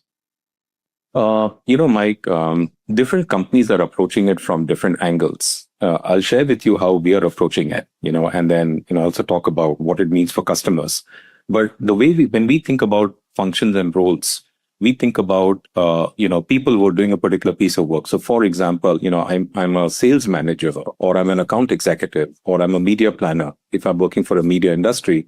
The way we are thinking about it is to create augmented assistants, where we are creating persona-based models which will sit side by side with humans and drive significant efficiency for those humans. So that's the way we are thinking about it, where they will tackle not just the work that's being done by one person or for that particular role, but everything else the other person needs to do in order to go and drive efficiency. So that's how we think about it. We're taking an augmented persona-based approach in order to drive that. Just to bring this to life, if I just step back and talk about MediaMint. So we work primarily with media, entertainment, and technology companies. So today we work with over 150 companies. With these companies, we help them run their revenue operations, their media operations, their sales and marketing function. on a day-to-day basis. And when I think about one of the roles, of a media planner, today a media planner goes to different systems to create media plans. They also analyze companies, they create reports, they update their systems. So the way we are approaching it is to create an augmented assistant that sits with the media planner side by side and drives all of these efforts with an AI-first approach, with this media planner being a human in the loop in order to make sure that everything is being done in a validated manner. So that's the approach that we are taking, and we're seeing quite a bit of traction in that area. But ultimately, as you describe it, there is kind of one AI agent that winds up being the orchestration engine or driver for all the other AI agents, because it's the one sending out requests to those different platforms. So are we essentially going to have to figure out how to manage what may become a small army of AI agents everywhere? Exactly. So we've used the taxonomy of an assistant and agents. So the way we think of it, an agent is doing a particular task, and an assistant brings a group of agents together to drive a particular function or drive an activity. So absolutely so. There is an orchestration element that's there. There's an orchestration element that's there around technology. And then as importantly, there's an orchestration element that's there around the business function and the outcomes that need to be achieved. So that's how we look at it. At the same time, not every agent is going to be fully autonomous. I think there's going to be like a range of capabilities that we're going to allow them to execute, and we're going to have to figure out, just what is our comfort level with letting something go off and do something in the background and provide us some sort of result. But I guess I'm getting at the point is, it doesn't seem to me like all AI agents are going to be created equal. Absolutely, Mike. The world that we see is more augmentation to humans versus autonomous. And like you rightly said, depending upon the complexity of the work that needs to be done, there may be, certain set of functions might be completely autonomous, but a large number of functions will have probably, whether it's 30%, 50% or 80% AI or technology-based work that will need to be done, with humans making sure that they can do the work. So I see this as a journey, as the foundation models are evolving, as companies are strategically integrating AI into their workforce and into their functions. I see this spread that will come in with regards to what AI is going to do and what humans are going to work through. I see a model where there will be a star network, if you think of it. It's a star network where you've got these assistants which are at the nodes, and the human sitting in the middle trying to orchestrate the work and deliver the outcomes. Mm-hmm. Will there be a certain amount of nuance that needs to be navigated, in the sense that right now, if I go look at AI, sometimes I feel like it wants to be overly helpful to the point of maybe telling me something that's not true. But won't these agents also be similar in the sense that they will want to be helpful, but how do I kind of temper that down a little bit so they're not constantly interrupting my thought process with some other suggestion that they think we should be doing? Yeah. So let me just bring this to life, Mike, with an example. So for a number of companies, one of the areas that we work with companies is to help with their advertising and revenue operations. So today we work with over 60 publishers and platforms who make money through advertising, and we help them drive all of their campaign optimization and campaign activation. So the person that's running it within a company, that person is called a campaign manager, as an example. So the role of a campaign manager there is to make sure that any campaign that's being run is pacing in the right way, is driving the right level of outcomes, is performing in the right way. And as a campaign manager today, I'm managing probably 100 to 200 campaigns in a very manual manner. So when we introduce AI, and when we think about the role of an AI, to what you mentioned, the role of the AI is to understand which campaign is pacing right, which campaign is performing right, and then start to give some recommendations in terms of what could be done so that they could achieve the right level of impressions and return on ad spend. So in that manner, you can see that it's very deterministic in terms of what specific actions could be done, but the responsibility for taking the actions will lie with the campaign manager in order to do so. So it's one part where you're looking at an answer engine. It's another sort of activity when you're looking at an agentic system to help you complete a workflow. And I think we are seeing a pretty strong application and delivery of benefits with agentic systems. Of course, we're talking about how end users will access software, but we collaborate with each other, and we need to collaborate with the agents. And I'm trying to figure out if long term, am I going to have a bunch of agents that are kind of tied to me and they'll go negotiate with agents tied to other people on the team? Or will the team have a set of agents that are kind of assigned a specific set of functions to handle on the behalf of everybody? Yeah. Mike, what I believe is as the adoption of AI increases in the enterprise, customers will start, or enterprises will start to expect this consolidated set, its agents and humans, to deliver work and outcomes. For example, if you look at the world that we live in today, SaaS companies, they provide SaaS software. And then someone in the organization needs to deploy it, they need to implement it, they need to run it. And you look at consulting companies, they will come and provide consulting. When you look at operations companies, they will run operations. I think the way the world will move, or the way this entire ecosystem or architecture will evolve, is all around delivery of work and achievement of outcomes. And then when you start to go back to your point, there may be roles that are working together. So the example that I've given of a campaign manager. So a campaign manager works with an account executive. A campaign manager works with someone that's creating a media plan. Now, each of these roles will have their own set of assistants that are powered by agents, which will orchestrate with each other with an augmented human approach in order to go and deliver the work and an outcome. So if you think of it from that perspective, there will be a group of enablers in this case, and some of them may be agentic, some of them may be pure automation, but they will work together to go and achieve an outcome for the business. That's how I look at it. Of course, one wag once said, it's one thing to be wrong, it's another thing to be wrong at scale. And a lot of these AI agents will be moving at speeds that are faster than we can comprehend. But if something goes wrong, do we need to figure out some way to roll things back? I mean, what level of control, or as we say, can I throw the AI agent in reverse? Yeah, Mike, I think this is where the point that you raised earlier around autonomous versus human in the loop approach comes in. Because the whole objective of creating an agentic system or an agentic service where we are leveraging the power and benefit of AI, but at the same time, we are doing this in a very careful manner and in a very responsible way, along with human in the loop, will allow us to limit the particular, this type of deviations that will take place. So that's how, we see it. And that's how we are implementing it across all of our customers. Will I need maybe another AI agent to validate what the other AI agent says we should be doing? Because sometimes, the AI agent might be misinformed or just plain old hallucinating. But at some point, do I need maybe another mechanism where there's an AI agent built on a different LLM that's validating what the other AI agent is saying and wants to do?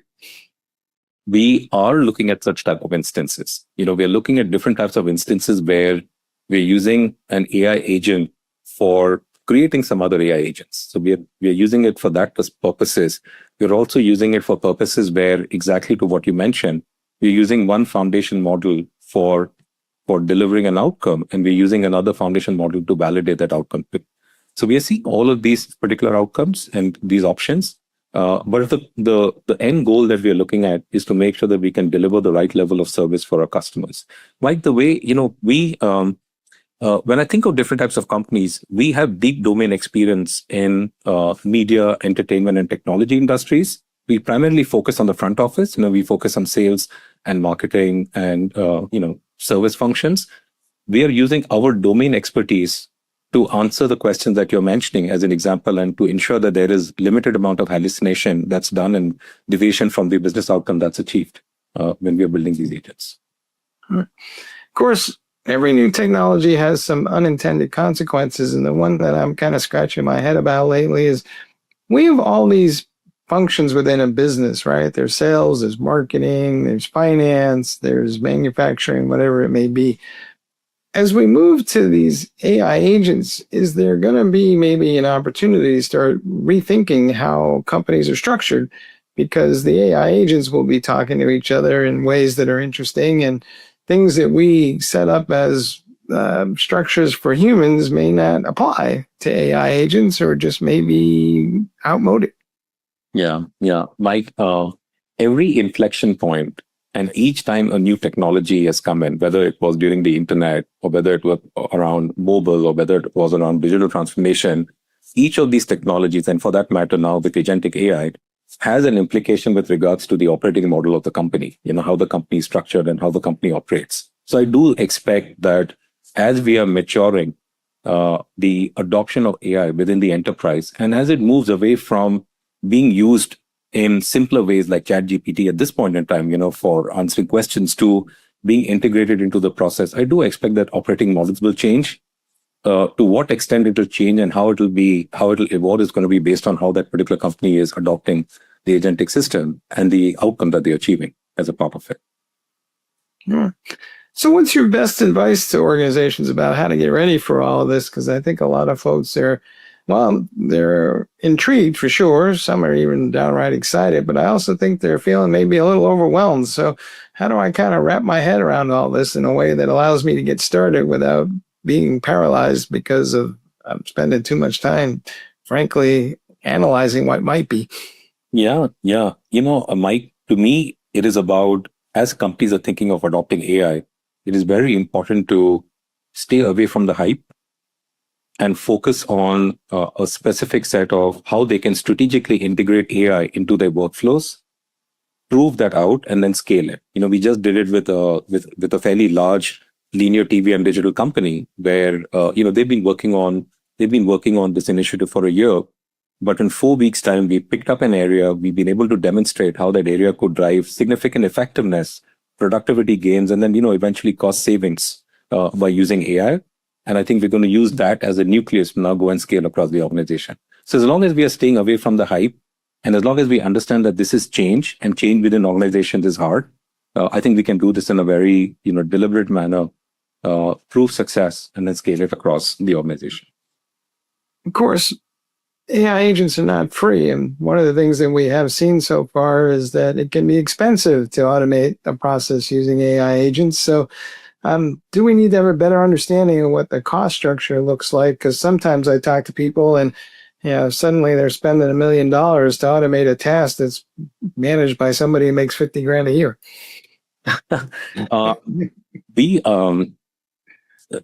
Because we come from a domain experience. So when we are looking at a particular area, when I think about, we come with deep understanding of what that area is, and we don't have to spend time learning about the area. That's number one.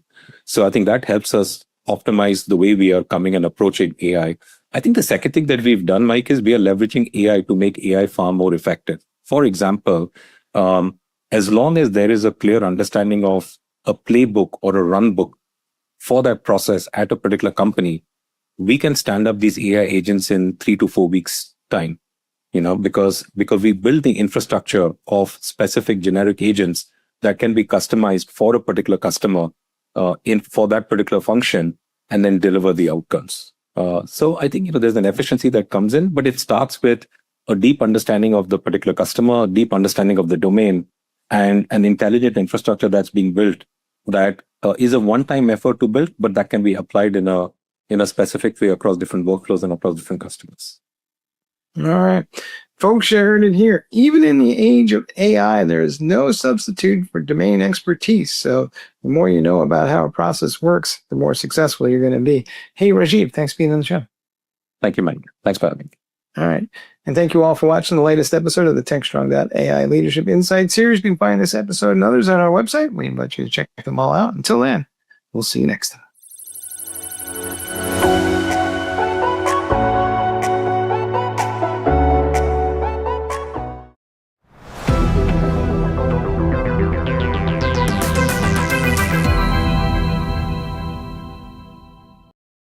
Hey everyone, we're back here live at Qualys RockCon, Risk Operation Conference.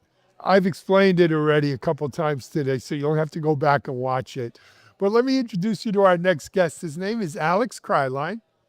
Hey, Alan. Time new dad right here. Thank you. Let's give him a big hand. Appreciate that. Congratulations, Alex. My kid is watching, enthralled with excitement about our conversation. Well, you know what we should do, though? We should get you a copy of the MP4 of this. Yeah. Put it in like a time capsule. I like that thing. And when she's old enough, say, hey, this is what your dad did when you were Totally. 3 months old. Yeah, because right now we're just working on keeping food down. It gets, it progresses. If you're telling me there's a maturity path, I'm it's aligned a to process. understand. It's a process. I'll say that. Anyway, congratulations. Thanks, man. Seriously, though, Alex. Alex, introduce yourself to the audience. Besides being a first-time new dad, what That's else nice do of you you. do? Yeah, I run product security and public sector solutions at Qualys. So essentially, I have 3 jobs. My first job is to make sure that what we ship is safe for customers to use. The second is to make sure that when we ship something for customers, it materially protects them and aligns to compliance frameworks that they need to do their business. And the third is that when we deliver a solution, it raises the rents on attackers, right? Our best day is an attacker's worst day. And when we make it more expensive for customers to be exploited or for our platforms to be exploited, we end up realizing that goal. Absolutely. Well, interesting you said all that, because we're going to talk a little bit about software supply chain security today. A hard topic. Look, software supply chain security. First, there was the SolarWinds and the not JSON, Oh, the Log4j? Log4j, Shell? Yeah, and that really put software supply chain security kind of on the map. totally.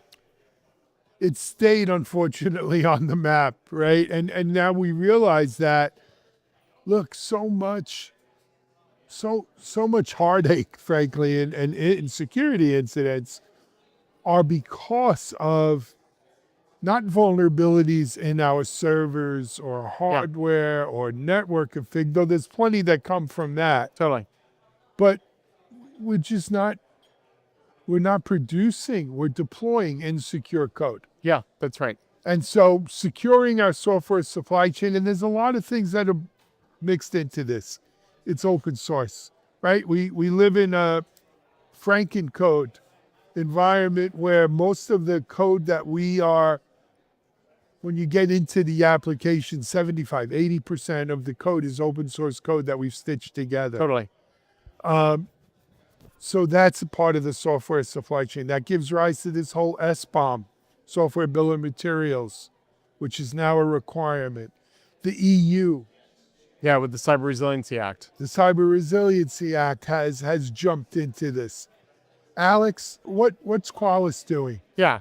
So I guess there's kind of 3 things that we should probably establish. Like in the what's your take question on SBOM, right?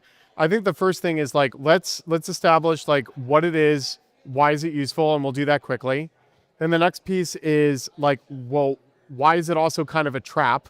What problems does it cause? And maybe the last piece would be well, what are we going to do about it, right? So software bill of materials are essentially an ingredient list of what are all the third-party dependencies that are in this product. And that can be for both software and hardware. And it can also extend into things like cryptographic bill of materials, right?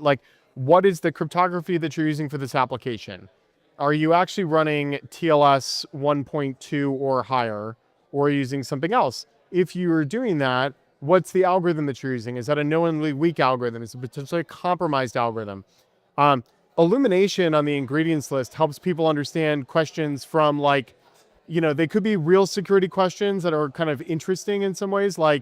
Is my application post-quantum ready, right? That could be one question we might answer. The other one could just be does my product actually have 12 different logging libraries? And that's super inefficient for developers. And we can make many more effective and efficient choices if we can understand what we're using. So just like in the Center for Internet Security Controls, right? Control number 1, identify all hardware. Control number 2, identify all software. The SBOM is helping us to identify. So that's what it does, and it does it well. Where does it fall down? Well, it falls down because just because I'm using a dependency does not mean that I'm calling the function that is vulnerable. So for example, if this dependency requires some use of I'm just gonna say HTTPS invocation in a specific manner, but I'm not using that, I get a true positive on the detection of the vulnerability, but that doesn't mean it's applicable.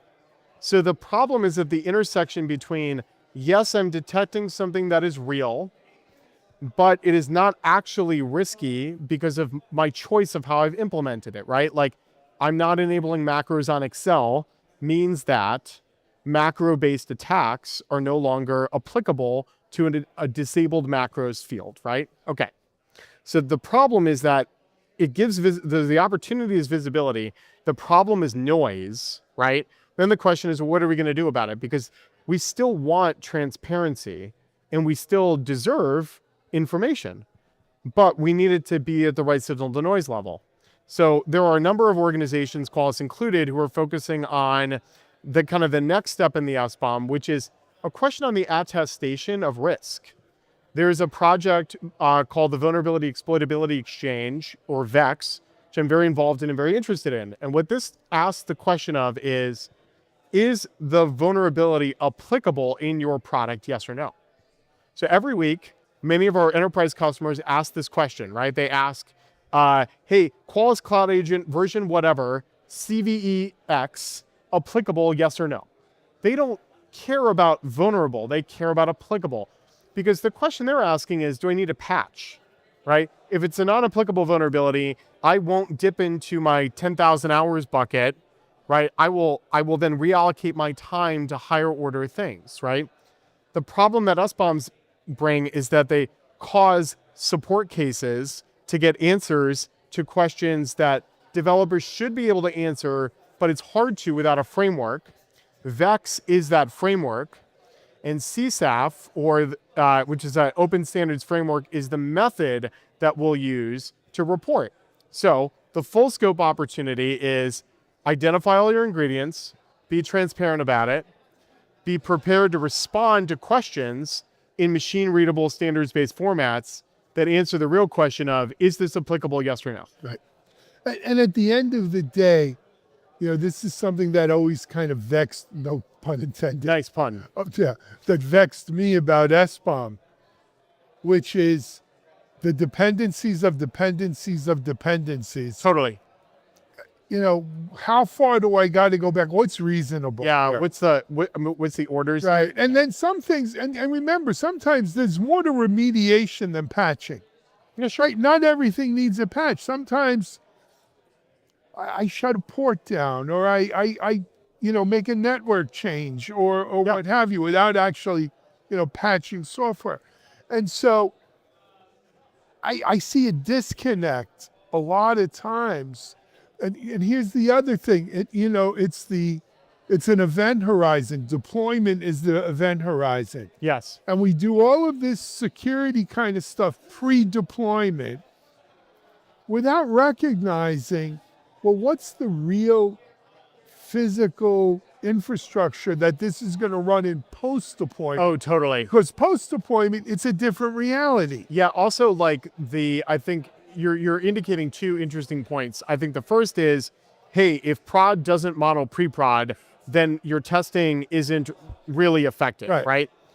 Or there's limits to its efficacy. Exactly. The second one is I think a differently interesting question, which is, are you even looking at the right things? So if you're an application security analyst and you're only looking at the application layer and you're not looking at the configuration of the container or the configuration of the Kubernetes node it's on, or the master helm that is powering it and enforcing policy, you're not even, it's not that you're getting an incomplete story, you're getting a wrong story. Right. And that could be expensive, right? Now, to me, this is like the use case for digital twinning. Yeah. I was introduced to digital twins from a security point of view. Oh, that's cool. Yeah.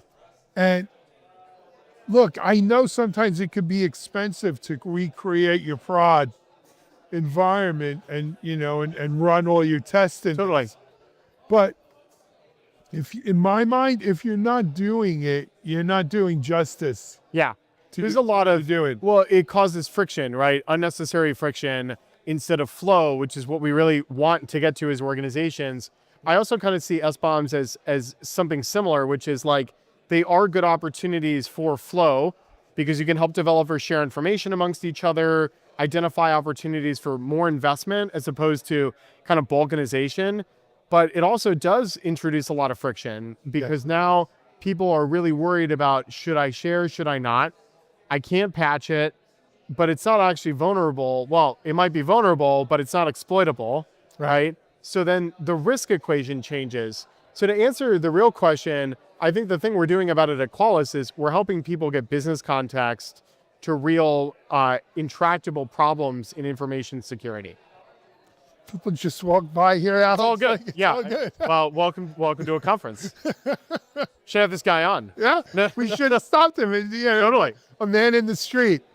What's his take on S-bombs? Yeah, but the law's changing too, though, and I think maybe that's another piece, which is we're going to be made to do these things, right? There's now a shifting belief, especially in democratic governments across the world, that they want to With that word. supposedly democratic governments across the world that are trying to align to transparency frameworks, right? And there's good reason for that. In a mission critical system or a life safety system, I absolutely need to have the transparency of the S-bomb, and it's hard to tell the line sometimes. Yeah, no, right? I agree. I agree with you. And I think we're still wrapping our head around the whole S-bomb thing. Yeah. How to use them effectively, how not to overuse them. Yeah. And I also think, back to your democratic government thing, we're definitely seeing not a bifurcation, but a difference of opinion. Totally. Of what the role of regulatory compliance should be. Yeah, that's true. Maybe more of a laissez-faire, No, that's really true. I mean, look, I think something that's interesting is, like, if you're following the space, you're looking at vulnerability management, you'll come to know that the National Vulnerability Database is an amazing repository, but it's almost entirely critical on high-rated vulnerabilities. That means everything's high, nothing's high. Yeah, right. So it's not useful anymore. So if you apply that same understanding to software bill of materials, it means that everything is going to be bright red, right, on the chart. So then that brings us to the friction issue, right? The resolution is in going above what the CVE says and getting the attestation from the developer of the product. And that's where VEX and the cybersecurity advisory framework come in. So this gets also to, with the government shutdown here in the U.S., yeah, we've kind of kicked the can on whether we're going to fund CISA. Yeah, totally. Going forward. And CISA had undertaken to maintain the CVE vulnerability database. Absolutely. Because they had already kind of cut money from NIST and MITRE and all of this.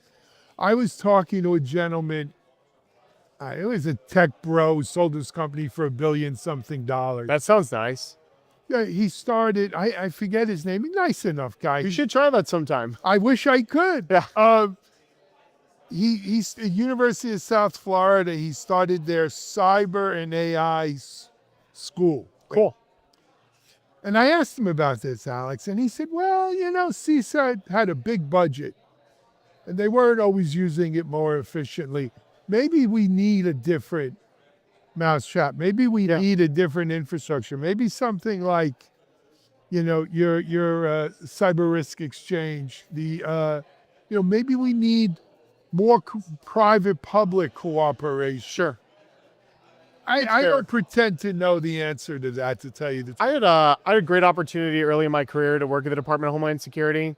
I worked at CISA before it became CISA. Okay. I would never expect to armchair quarterback on budget decisions at an agency that complex. I just don't think that's fair. But I think it's a fair call to say that, like, we all have to use these frameworks and these kind of utilities, right? So what's the user feedback on them?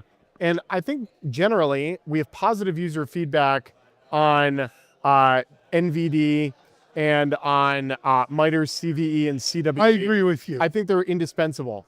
I also don't think that they are solving the problems that now users expect. And the difference isn't, are they doing a good job? They're doing a good job. They're doing the good job for what they're designed to Exactly, do. right? But now we have these different The questions. mission's changed. Yeah, we have different questions. I agree. So, But that doesn't mean we can't adapt this to the new missions. I agree. You don't throw out the baby with the bathwater. I would like to see the government consider how might you enhance and enrich the scoring, not necessarily in NVD, but possibly elsewhere in other programs, to take in new intelligence information, like from producers like Vex or CSAF, the Cybersecurity Advisory Framework, to say, I get that we have this vulnerability, but here's what it really means. I'm really proud to work at Qualys because we give our customers that context. Right. I'd also like to see more context for people who aren't Qualys customers. They should be. We'd love them to be. Sure, that's fine. But like, we live in a real world where like operators have to work across lots of stacks. We're not selfish enough to think that anybody or everybody's just going to use our product. Maybe they should, fine, whatever. But I think the real point is we have a shared understanding here that risk eats vulnerability for breakfast, right? Let's get everybody on that train so they can manage risk and not just be fearful of everything. The fear doesn't help. What a great way to end this interview, Alex. And I can't think of anything else to say beyond this. Smart guy here and a dad. We're going to take a break on Techstrong TV. We're going to come back with more Qualys Rock On in just a moment.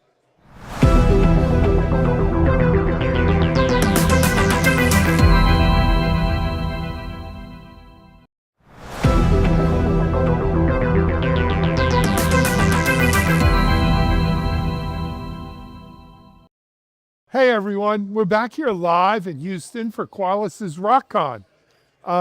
If you've been following along, you know what RockCon means and what it stands for. If you just saw my previous interview with Qualys CEO Sumedh Thakkar, you know Risk Operation Conference and why we transitioned from Qualys Security Conference, QSC, to this concept of a risk conference. And what a great success it's been from the feedback of customers, partners, business associates. People, I think, inherently understand that security was always about managing risk. And we kind of lost our way somewhere in there, but we're coming back to it. I want to introduce you to May Mitchell. May is the CMO at Qualys. May, welcome to Techstrong TV. It's great to have you on here. Thank you so much. Thanks for having us.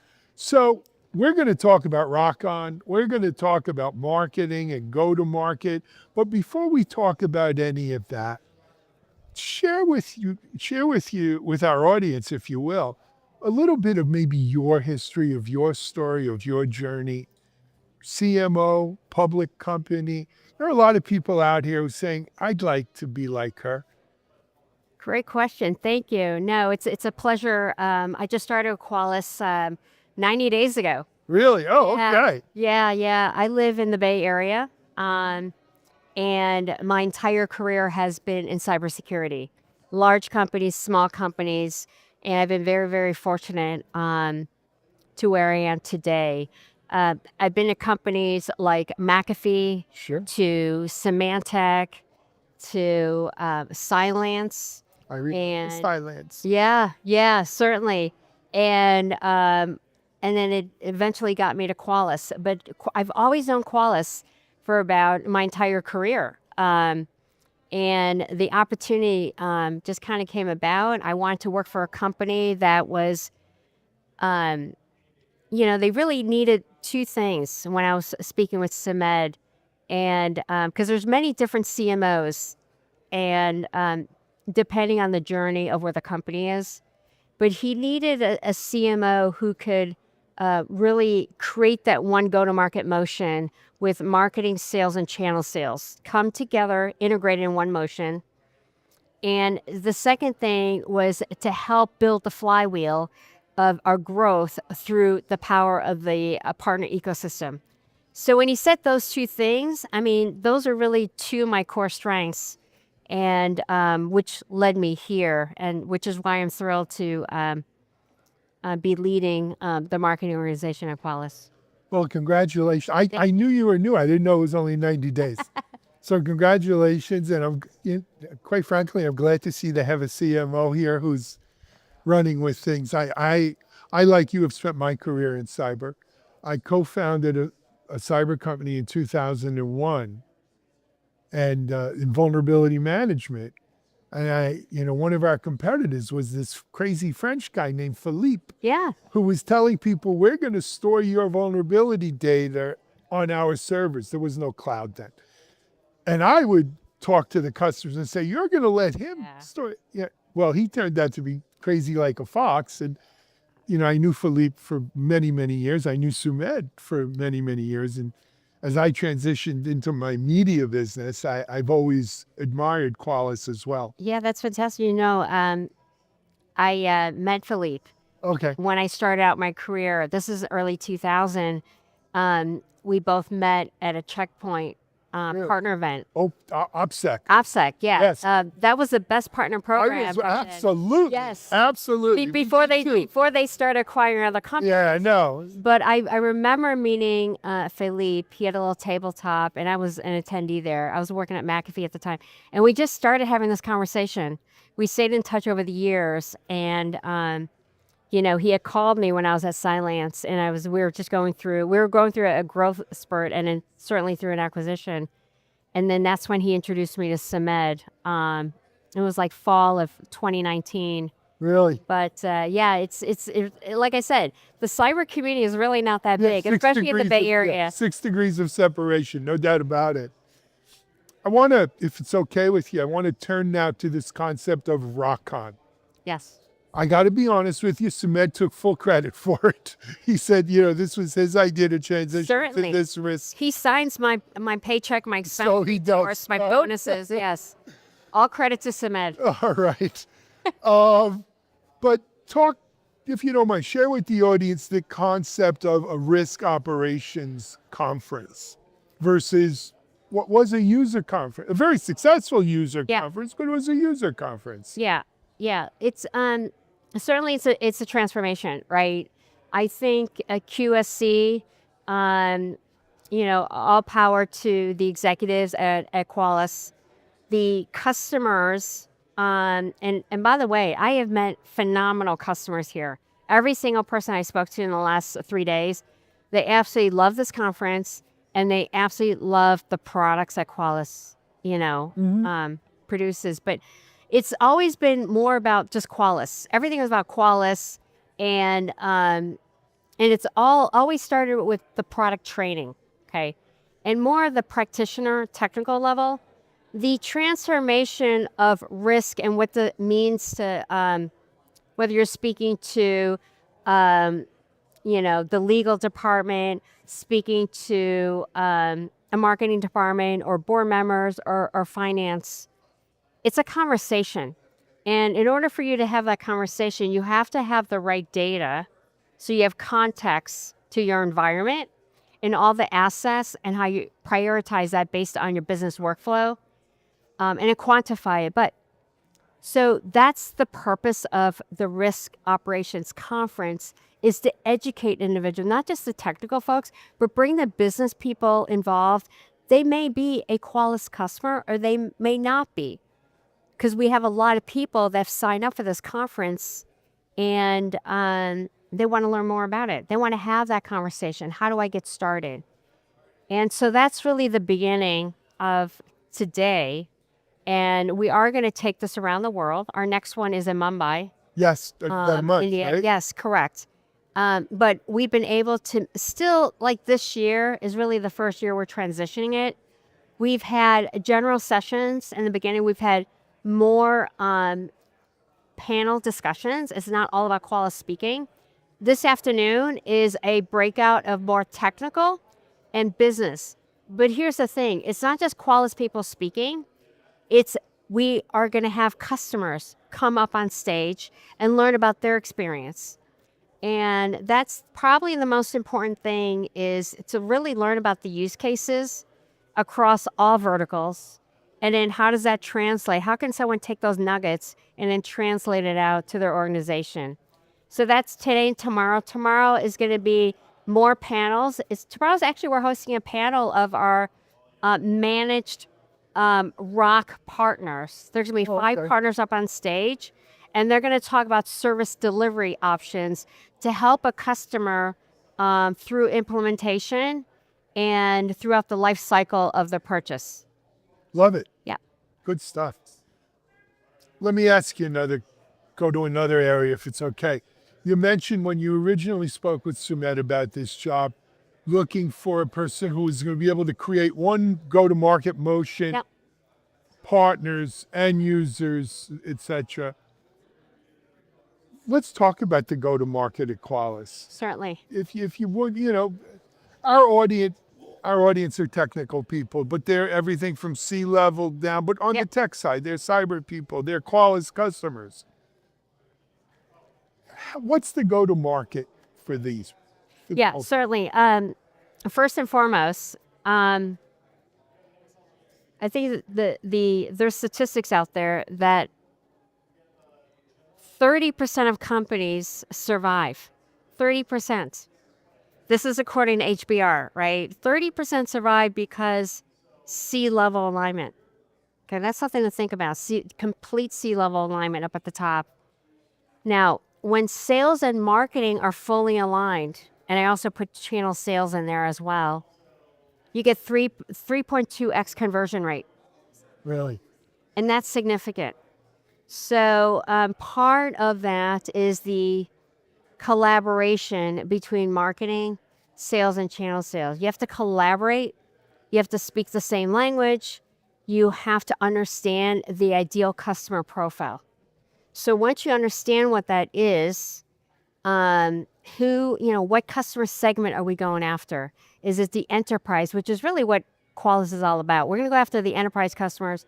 The way we define that is 5,000 employees and above. And we also cover the mid-market as well. We have to think about what are the business problems that those customers tend to have. Who is the core decision maker, the persona? And then who are the influencers? On an average, you may be touching maybe 15 to 20 people within a buying center. That's according to Gartner. That's a lot of people to touch just to get to that person that says, yes, right, this is the technology we want. Now help me justify that to ask for a budget, okay? Which is a whole many steps. Pieces of content that they touch is probably 20 distinct pieces of content. So that's another key strategy of go-to-market as well, is creating that narrative for a business buyer as well as a technical buyer. And if you put your customer hat on, you think about different stages that you go through. Awareness. I don't have a problem. I'm going to sleep at night. But I get invited to a lot of dinners, okay? They go to dinners because their friends are inviting them, peer-to-peer conversation. right. And they learn about better ways. If I could solve all these AI-born cyber attacks, and if my budget's only increasing maybe 2% year over year, and there's a better way of solving it and staying ahead, then I'm going to learn about it. Because that's awareness phase, different type of content and different story that you tell. The next one is consideration. Hey, this Qualys stuff makes sense. I've been hearing a lot about it. They may go to ChatGPT and ask, what are the top 3 solutions that can help me with to quantify my risk? Okay, we better show up as one of the top 3. Right. Again, different pieces of content. Then you go to the next phase, and that is evaluation. How does this solution work with my existing environment? My environment works. I may not have Qualys, but how do I get feed from third parties solutions? Okay. I may have a SIM already from Microsoft or from Splunk. Does that work with that? Because it's very difficult to take a solution out, to bring another one. And CISOs aren't really going to risk their job in doing that. That's very disruptive. They're risk adverse. Yes, exactly. And then the next phase is purchase. I'm ready to buy. I've got all the references I need. I've already spoken to industry analysts. I think the budgeting may make sense based on OpEx, but how do I justify it still? How do you help me with the SOW to go to legal and finance to have that conversation? So we help along that way. Marketing, along with sales, we have a job to do in every single one of those phases. Marketing, we create the narrative. We educate the buyer with digital ads. Come see us at a city near you, or come join a webinar to learn more. Sales has a play, and our partners have a play as well. Absolutely. They got to follow up on the leads. When they follow up on the leads, what are their assets that they could use to have that engaging conversation to pull the buyer all the way through. Love it. Yeah. I wish more marketing people were as well versed on this as you, because we always, for instance, we always try to tell our sponsors at Techstrong, you want a customer that touched your content 2, 3, 4 times. Absolutely. Or different pieces of content, right? Just a one-time, a hit and run. It's a start, but you need to educate them. And it's constant education, and you got to write it in a way. I mean, look, in today's world, no one has time to read, okay? And so for myself, I like infographics. Infographics are great. People love them. Yeah. Shorter videos, the social media. Absolutely. I mean, this is the world we live in. That brings me to my next point, Nate, which is everyone talks about AI, right? It's all about AI. It's all about agentic, generative, and quite frankly, marketing is one of the biggest areas that is being disrupted, right? I have a lot of friends in marketing who are afraid of losing their jobs. Yes. But they're not embracing it so they could be a better marketing person. They're hiding from it. Yeah. Which I don't think is a success formula.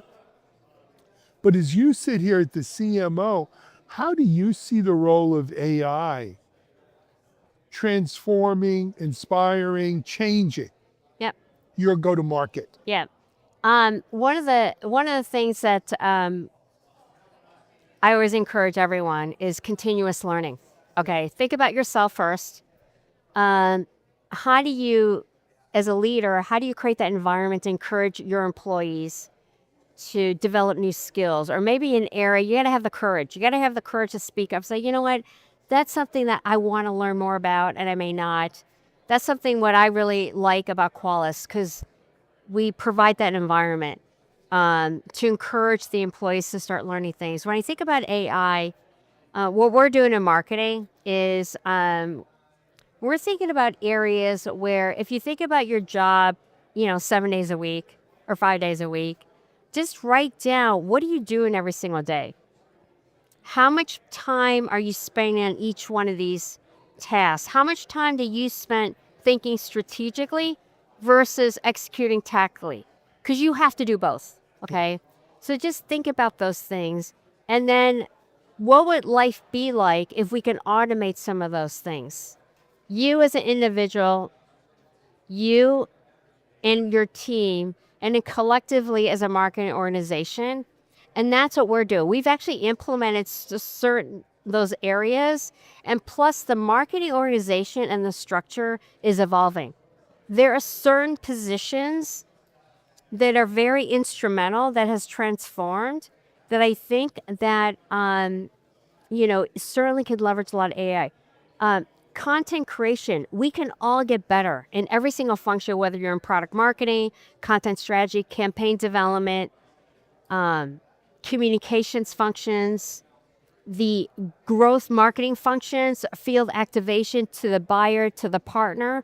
We can all get better in creating more content. Customer market is a big thing because we have over 10,000 customers, and we are constantly looking for happy customers who will share their story. So it's not cranking out 30 distinct pieces. It is about taking one anchor piece. Like we have this great threat research department. Mm-hmm. So that could be 40 pages. No one has time to read 40 pages. So that's like a core anchor piece once a year. And then we're going to create derivatives of that. And every quarter, some trends that we're seeing. Maybe trends that we're seeing by vertical. And then we're going to publish that. Customer stories could be really simple. We interview a customer, and then we can have AI interview and then translate that in 5 different languages. It's amazing. The emails that we do for follow-up pre, during, and post events, and we have SLAs on this too, and that's where AI can help. Now, this is just marketing.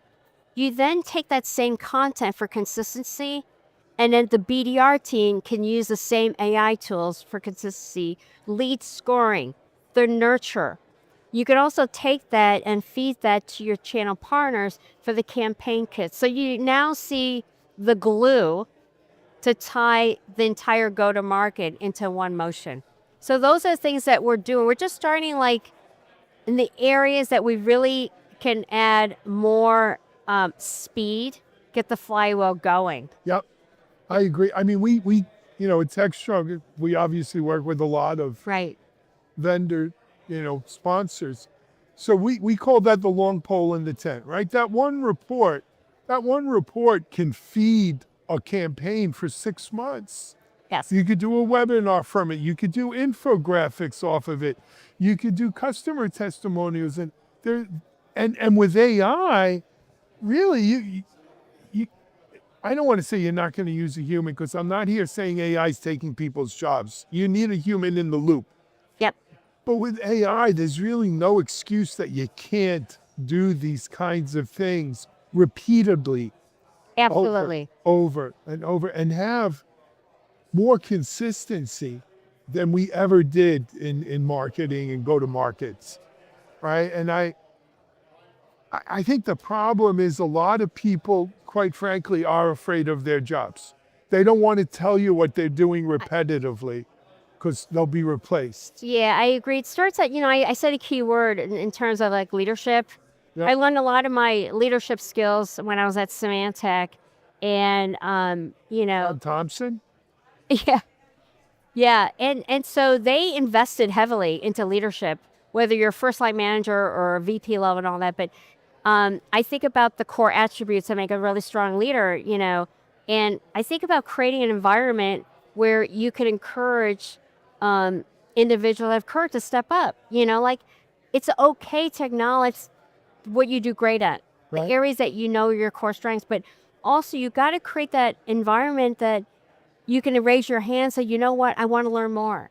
And that's what we're trying to do here is, I think a lot of people just don't know how do you leverage AI. You know what I'm saying? Yeah. Well, it's still new. And It a is. lot of people are leading with fear versus curiosity, let's call it. As a CEO at my company, I've encouraged people to experiment. You're going to make some mistakes. It's going to do some stupid things, but you're going to learn more from that than you do maybe from just using it.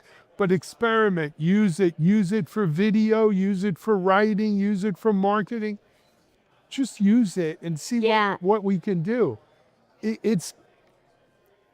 But I think that's an individual, like you said, how each individual looks at it. It's an individual choice. I see it as an opportunity. It is an opportunity, absolutely. And I say this a lot. By the way, I'm a big advocate of women in the channel, women in cyber, women in tech, and all that. And I sit on a ton of panels talking about this topic. But I do say this because it's been a numbers game. We know the statistics of women in tech has been, it's like 22%. But Is it that high? I thought in 15. tech. And then it's women in leadership is single digit, right? 7. So I say this, if you want to get ahead right now, think about AI. Think about something that you can learn right now, and then you can get ahead and across your peers and everything. So I love it. I agree with you, May, 100%. We're about out of time. I want to thank you for coming You bet. on. Good luck. Best of luck with Qualys. I'm sure we'll be talking more because we cover Qualys all year round, Super. not just at these rocks.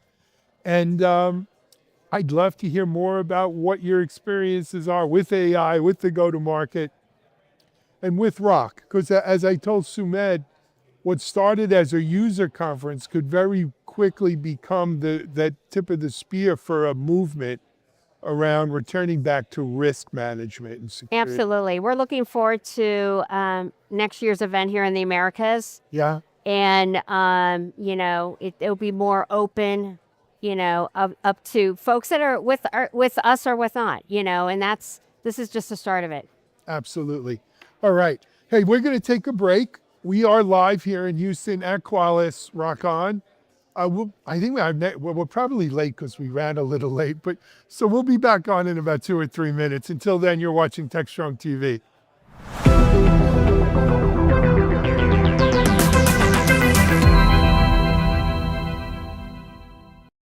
Private cloud's in the news. Private cloud is amazing, but private cloud is not just virtualization. Find out what the difference is and why you might need to manage your costs to make sure that everything makes sense and you don't end up with a $40 million bill for a new AI data center.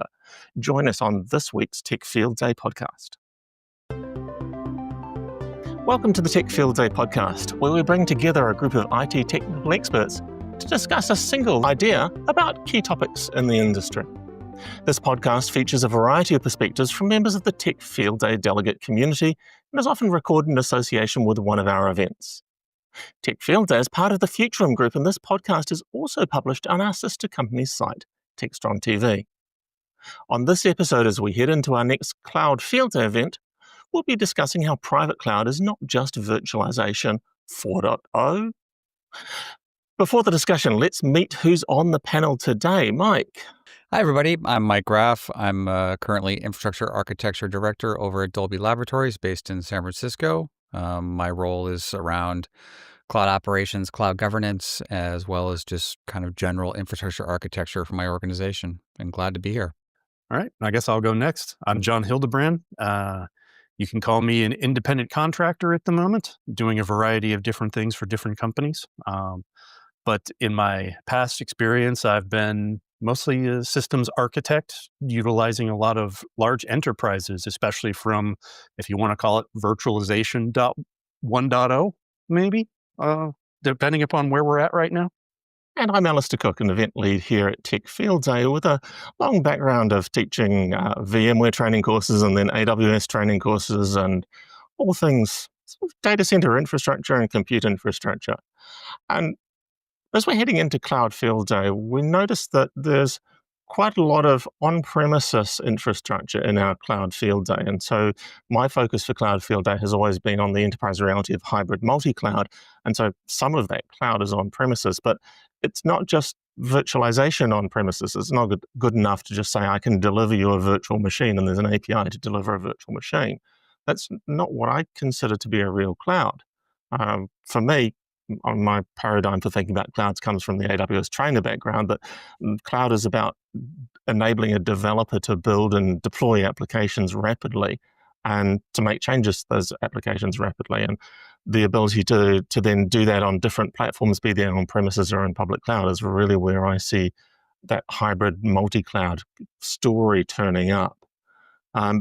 Mike, you had some thoughts around what hybrid cloud really means, how it's useful and how it's different from just having virtualization.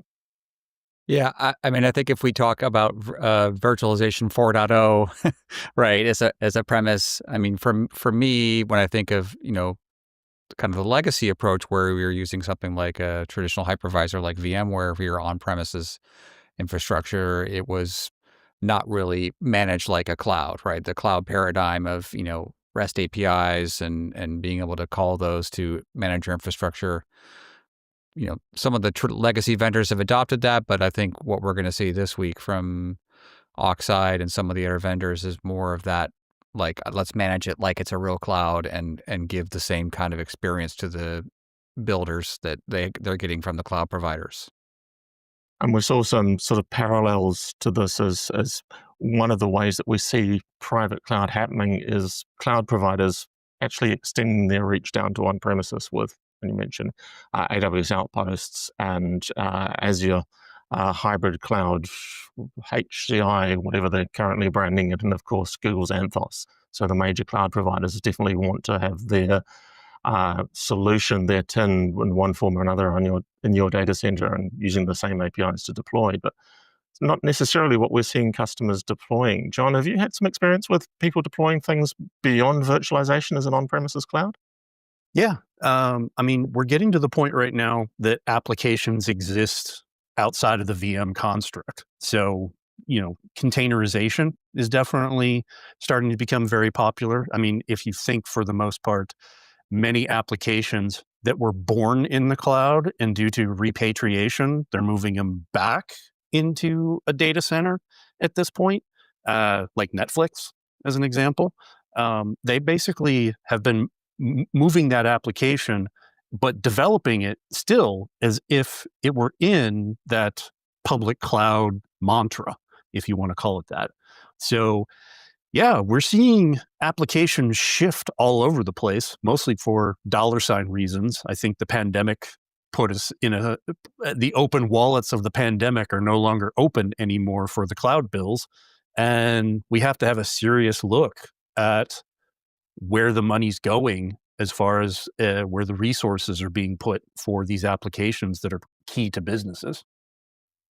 Yeah, I think people really want to manage, like I said earlier, they really want to manage these on-premises estates the same way they've been managed with cloud. No one wants to go back to the old way of doing it.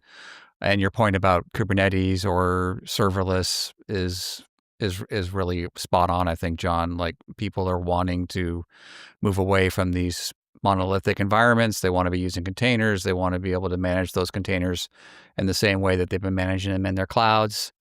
I wonder, like, the repatriation thing is interesting to me because I always feel like you hear a lot about it, but I wonder how much is actually happening beyond the people who have those massive, like, 7-figure cloud bills.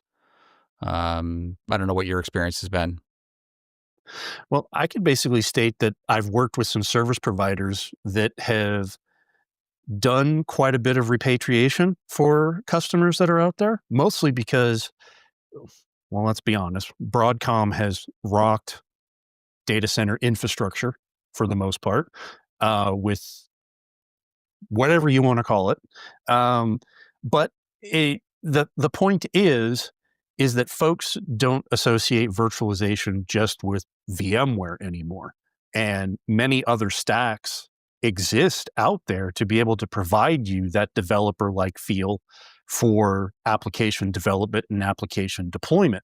Shoot, even for the most part, if you think of something like Red Hat OpenShift as an example, you can do both virtualization and containerization and put the workloads next to each other, because as we know, any cloud-based workload, latency is the killer.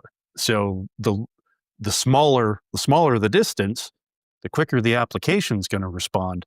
And don't even get me going on, I know Stephen will kill me for this, but mainframes in large enterprises, they still exist in data centers. And if you want to access that historical data that is in those things and put a new application spin on that, latency is going to be the killer. So to lessen the latency, you put these things in your data center from this point on. Absolutely. We're seeing much more discussion, in particular of Red Hat OpenShift virtualization, not just Red Hat OpenShift as a Kubernetes distribution. And I think that is absolutely being driven by people's desire to have an alternative to renewing their VMware licenses if they're not using the entire VCF suite, which of course is Broadcom's plan, is to only care about large organizations using the entire VCF suite. That's what they said from the beginning. One of the parallels I'll see in this is some of what we're seeing from both Morpheus and Oxide, and they both are providing a cloud automation layer on top of something. For Morpheus, it's on top of the KVM distribution that they started showing us, in fact, at a Cloud Field Day a few months ago, prior to the acquisition by HPE.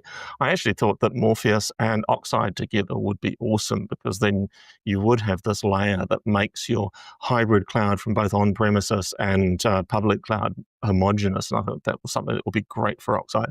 Turns out it's going to be great for HPE, and HPE would want to give you that homogeneous experience across your cloud and hybrid cloud environment. So that's very much what I'm expecting to hear from our friend Brad Parks as he comes in and presents that cloud vision from HPE. And I think it resonates with companies to be able to use those same tools, to be able to choose where this application belongs, whether the cost that we see as we're putting applications into the public cloud, we get that far more variable cost. And per gigabyte second of compute resource, it's going to be a higher cost than the cost per gigabyte second of compute resource in your own data center. It's just that you only pay for what you tend to only pay for what you use on the cloud versus on premises, you're buying it up front. So there's definitely a cost dynamic in there to work out where is the right place to put this application. I've had customers going back at least 15, 20 years wanting to have that conversation, is being able to have a single place where your internal resources can choose this particular application has these characteristics in this data set, because that also there's some governance requirements and some data sovereignty. Having a single location where my architects and application developers can just say, here are the criteria that I have for this application, put it where it belongs, not having to care whether that's on premises or on which of the public clouds. That vision is still not quite here for us.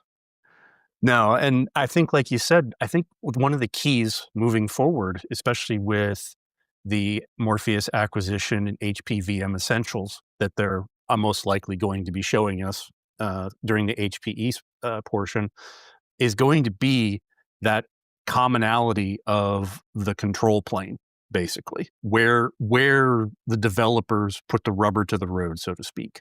And as long as they can get the developers to buy in, yeah, because at the end of the day, I mean, it's not exactly AWS, it's not exactly GCP or Azure, but you get to control everything and still give that developer the experience that they're expecting for your business, essentially, because what the developer works on, business outcomes come from it. So giving them the keys to the kingdom, it still satisfies the needs, but you've got to have that control plane. And without it, you're not going anywhere that's why you've seen so many different stacks fail. Although one could argue OpenStack has kind of zombified and brought itself back from the ground with these Broadcom discussions. But you're seeing this diversification, which meaning as long as the developers can access what they need, that's all that matters. Yeah, and I think this brokering thing that you're talking about, Alistair, this notion of like, almost making the developer not necessarily have to worry about where the workload is running. Like it could go in the on-premises estate, it could go in the cloud. Having a broker to make those decisions, either via human intervention or via automation is, I think, where we want to be headed. I know that's something things that we're working on in my day job around that, right? And I think the missing piece for the on-premises side is you talked about cost, right? It's very clear and easy to see what I'm going to pay in the cloud to run a workload up there. Engineers, at least in my company, tend to view that on-premises stuff as free, right? Because it's already bought and paid for, right? And there needs to be a little more education and kind of changing that mind shift around this notion that it's free when it's on-prem, because I do think being able to identify what those costs are and kind of being able to compare on a workload basis what it's going to cost to run it on-prem versus in the cloud is something that we need to get to. Yeah, absolutely.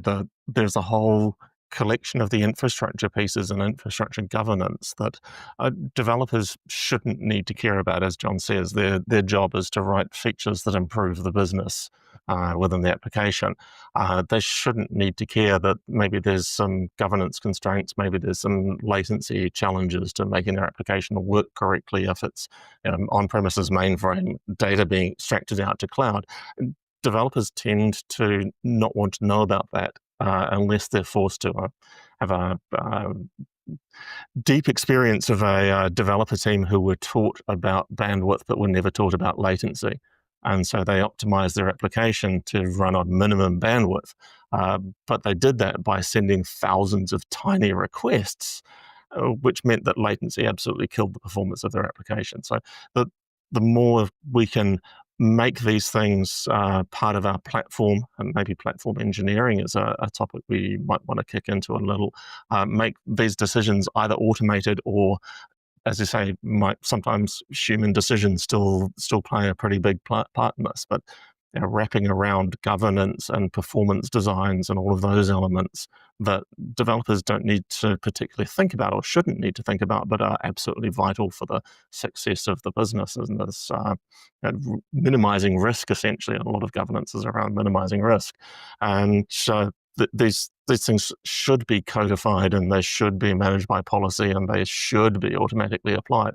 If we're leaping back to virtualization n minus 6, wherever we were at with n as the virtualization number, would be leaping back to the days where that was not even thought of. And as you say, Mike, the internal cloud has zero incremental cost for the next workload until you get to the $50,000 virtual machine that requires another virtualization host, the $100,000 virtual machine, the $40 million virtual machine when you need to build another data center.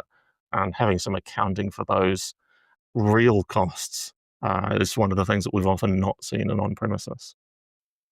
Well, I don't want to turn this into an AI discussion, but AI is forcing the conversation about costs in a data center. And it's doing it to a lot of the components that you said would take, developers would take for granted because it was free. Power is not necessarily free, so we have to worry about where's the power coming from, cooling, kind of back to infrastructure 1.0 days all over again, where we've got to worry about these things and they have to be factored into the cost of the overall application development cycle at the same time. So score one for AI for bringing that back to the forefront yet again. But even if you may not believe in the long-term viability of AI inside of a data center, it's sparking some conversations based off of what a corporation would necessarily own within those four walls. And I think AI is also very much the trigger for those $40 million new data center discussions, because when you look at the power delivery and the cooling delivery in older generation data centers, we're seeing an environment where you can only put two AI hosts with massive GPUs in a rack, because that's all the power you can deliver into that rack and that's all of the cooling you can deliver. The cost, the incremental cost for the new data center to be able to accommodate dozens, hundreds, thousands of GPUs is going to be massive. And I think, I don't recall if it was before the recording, but neoclouds came up as that's a business opportunity for people to deliver you a GPUs as a service or AI as a service that is, again, your own tenancy on somebody else's cloud. And again, brings more of that hybridity, and hopefully we're going to get the same kind of APIs and tool sets for pushing applications out onto neoclouds that we're using to choose to push them to existing clouds or to a hybrid or our on-premises clouds. Once again, things keep changing so fast, it's hard for us to get to that nirvana state where everything just works. We'll never get there. It's always going to be inching our way closer asymptotically, but we'll probably never actually get there. I think your point about the data center, again, it kind of ties back to the repatriation conversation as well, right? It's like, for most companies, does it make sense to build data centers to run these things for, unless you're a very large LLM creator, right? Does it make sense for you to be building this in your own environment? Or even though it may cost you more on a monthly basis, you eliminate a lot of the risk when you're going with a actual cloud provider versus building this in your own data center. True, but I do argue, let's take the EU as an example. They're big on sovereignty. Data has to stay in a particular location. So unless you can privatize those links to those particular public instances, like OpenAI and those particular components, you're not going to be able to get a lot of enterprises to specifically adopt those without having to put something on-prem. Or they're going to have to build their own MSP, which, let's call it what it is. It's their own private cloud at that point. So it's 6 and half a dozen of another, when it's basically having these conversations. But at the same time, we're at least having the conversations again, full circle, to bring everything back around where we're now, as mentioned, in infrastructure 4.0, virtualization 4.0, whatever 4.0. And I think one of the things we do see is that there's a diversity of choices for large to medium organizations. Absolutely, Mike. Some are building this on premises. Some are stuffing their data centers full of liquid-cooled racks of servers in order to be able to get that density. And one of my local companies here was a fertilizer producer, and they create sulfuric acid or use sulfuric acid in that process, and that generated a lot of excess heat. They generated their own power on site from their own waste energy. And that has a parallel we saw at AI Infrastructure Field Day. We saw neoclouds having a couple of sort of points of difference to John's point. Data sovereignty, sovereign clouds, having a cloud that has only a presence within, let's say, France, to be compliant with the French requirement that you keep all French business data on French soil.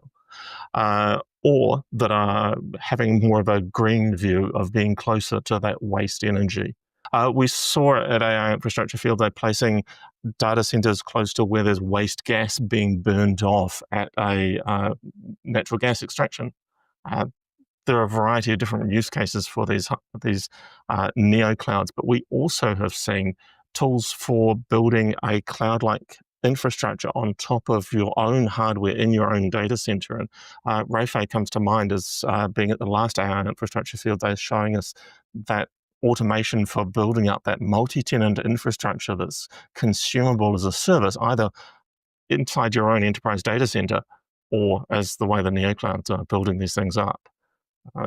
We keep coming back to needing a unified way to access the different types of resources that are available. It's no longer just we're going to be a cloud first on one particular cloud, and all we have to know is that one cloud.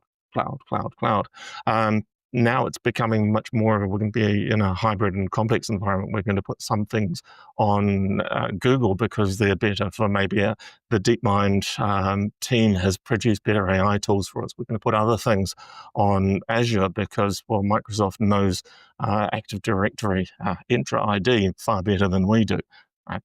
Will be spread across multiple places, and that's huge amounts of complexity to manage. But we're also still finding that there's a lot of use cases where on-prem makes the most sense. Well, that was kind of the promise of Kubernetes, right? Was that you would not have to worry about where it was running. You could use the same model wherever you were deployed. I think people are seeing, as we grow more maturity, that has its own layer of complexity and expense associated with operating that, right? Yeah, so much expense on the management side, but I go back to layer one. There's still a physical infrastructure that has to run all that stuff at the same time. So, you're talking about making standardization across your vendor portfolios and things like that. That again, large enterprises and MSPs are always having those discussions to be able to figure out what pound for pound, what they can get the best out of each dollar that they invest in those particular devices. I would also wanted to circle back to one of the things that we talked about earlier with the repatriation and whether it's real, and Mike's comment about whether just the very large organizations are doing that repatriation to on-premises, because one of the elements I definitely see is the bigger the bill, the more incentive there is to optimize that bill. If you're spending $10,000 a month, if you save 10%, that's a grand a month. That's nothing to be sneezed at. But if you're spending $2 million a month and you can save 10%, it moves a much bigger needle. So I do see some cases where people choose not to optimize because the cost of analyzing to optimize, whether you're running on premises or in the cloud, the cost of analyzing to optimize is greater than the possible return. You don't want to get stuck in that situation where you're spending more money trying to optimize the system than you can save from the system. It's one of those interesting challenges as you change scale.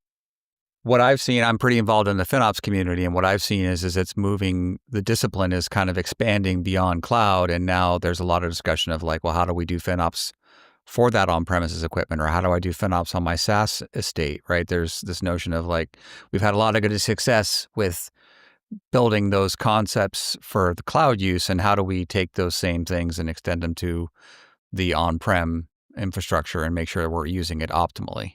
I think the AI and ML is an area where repatriation has more traction just because of the frightening cost of running these things in a regular public cloud.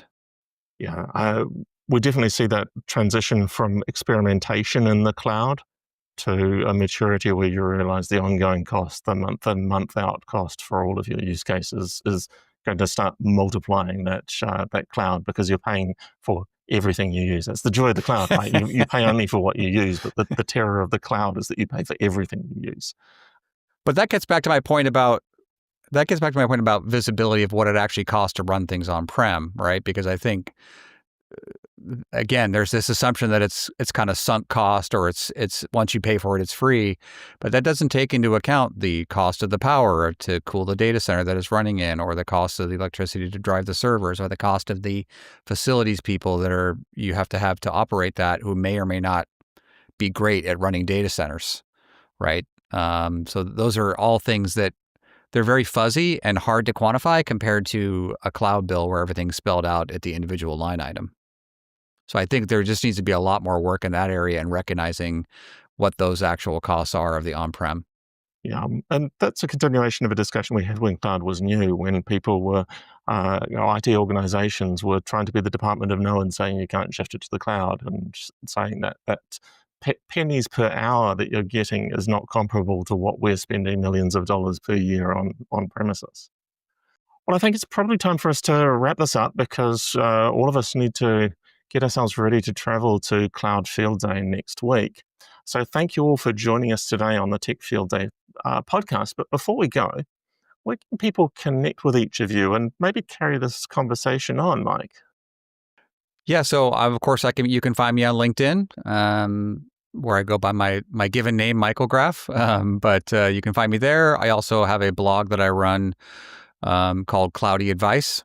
So if you want to check me out there, you can connect with me, and love to carry on that conversation. Yeah, you can find me on LinkedIn.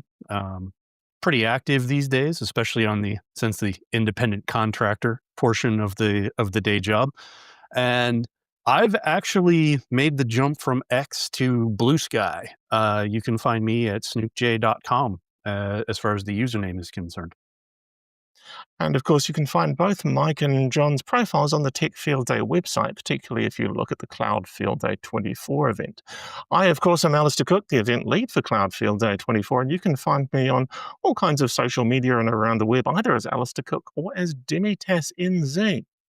Thank you so much for listening to this episode of the Tech Field Day podcast. And if you enjoyed this discussion, please subscribe on YouTube or your favorite podcast application so you don't miss an episode. Give us a rating, nice review as well. That always helps to get us in front of more people who might benefit from this conversation.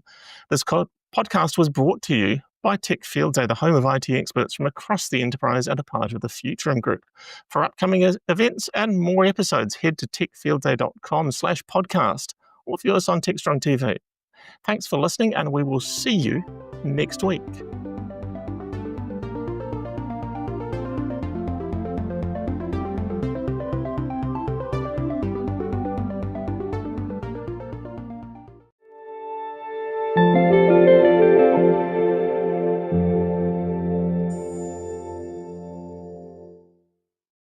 Hi, my name's Paul Davis. I'm JFrog's Field CISO, and today I'm going to talk to you about how DevOps has evolved. The whole world of elements have evolved, and then also talk a bit about the future. I mean, there's a lot of promise around AI, but basically we're on a journey, and I don't know what the destination is like, but I know that we all should be on the same path. So let me start digging into, what's going on. So one of the things I think is really I've observed over the past year is there's this team called DevOps, and they are working tirelessly. They're getting more and more work, more and more pressure. And ironically, like security teams, the only time they mentioned is when there's a problem. When they're doing things normal, they're left they're left alone, but not really left alone, but just expected to deliver day in, day out, tirelessly. And it's kind of ironic because software is a core enabler, whether it's software for internal use, for processes, or for your customers. It really is something that is an asset to the organization. It drives innovation, right? It's how we can prove value. If customers trust your software, they're going to use it more often, right? And that means in the end, that's going to drive revenue or your mission. And the sad thing is that there's this team doing DevOps, which is not being appreciated. And it's just getting crazy. We got AI SecOps, DevSecOps, all this stuff. But it's really important that this team they're required to deliver software fast, efficiently. We measure speed from code to production. And so I really think, how can I help the DevOps team? So first of all, we have to step back a bit and think about what's happened. I remember when I started coding, I was writing monolithic applications on a terminal. I was post the card era, but I was there. But I was always working as a deadline, but it was me. And then it evolved over time. And so we then shifted to, hey, this program needs to work with this program, this piece, and went from, monolithic to client server to microservices, and it just keeps evolving. And it meant more and more people were involved in the process. And for that reason, it meant we also had to formalize things, because if you don't have a structure, if you don't have a process flow, and you're trying to coordinate, especially when you're trying to move as quick as possible and reduce issues, you need processes and tools, code repositories. You need repeatable testing that's consistent, that tracks everything. So oh, damn, I forgot to do that thing, right? And that complexity becomes more complex. More people, more tools, more complex. So there, from that perspective, it was really complicated. Okay. So the result was this DevOps team, this new specialized group, etc. They're working together, building a platform to DevOps. But where did DevOps come from? Actually came from a term that was developed by Patrick when he was putting together a conference about operationalizing development back in 2009. It was sort of a crazy time. And basically the idea of it was to operationalize software development, to make it easy, consistently reliable. And by 2009, there are over 100 languages. I know we had Ada back in the very beginning, sort of creating for that engine, a principle of code.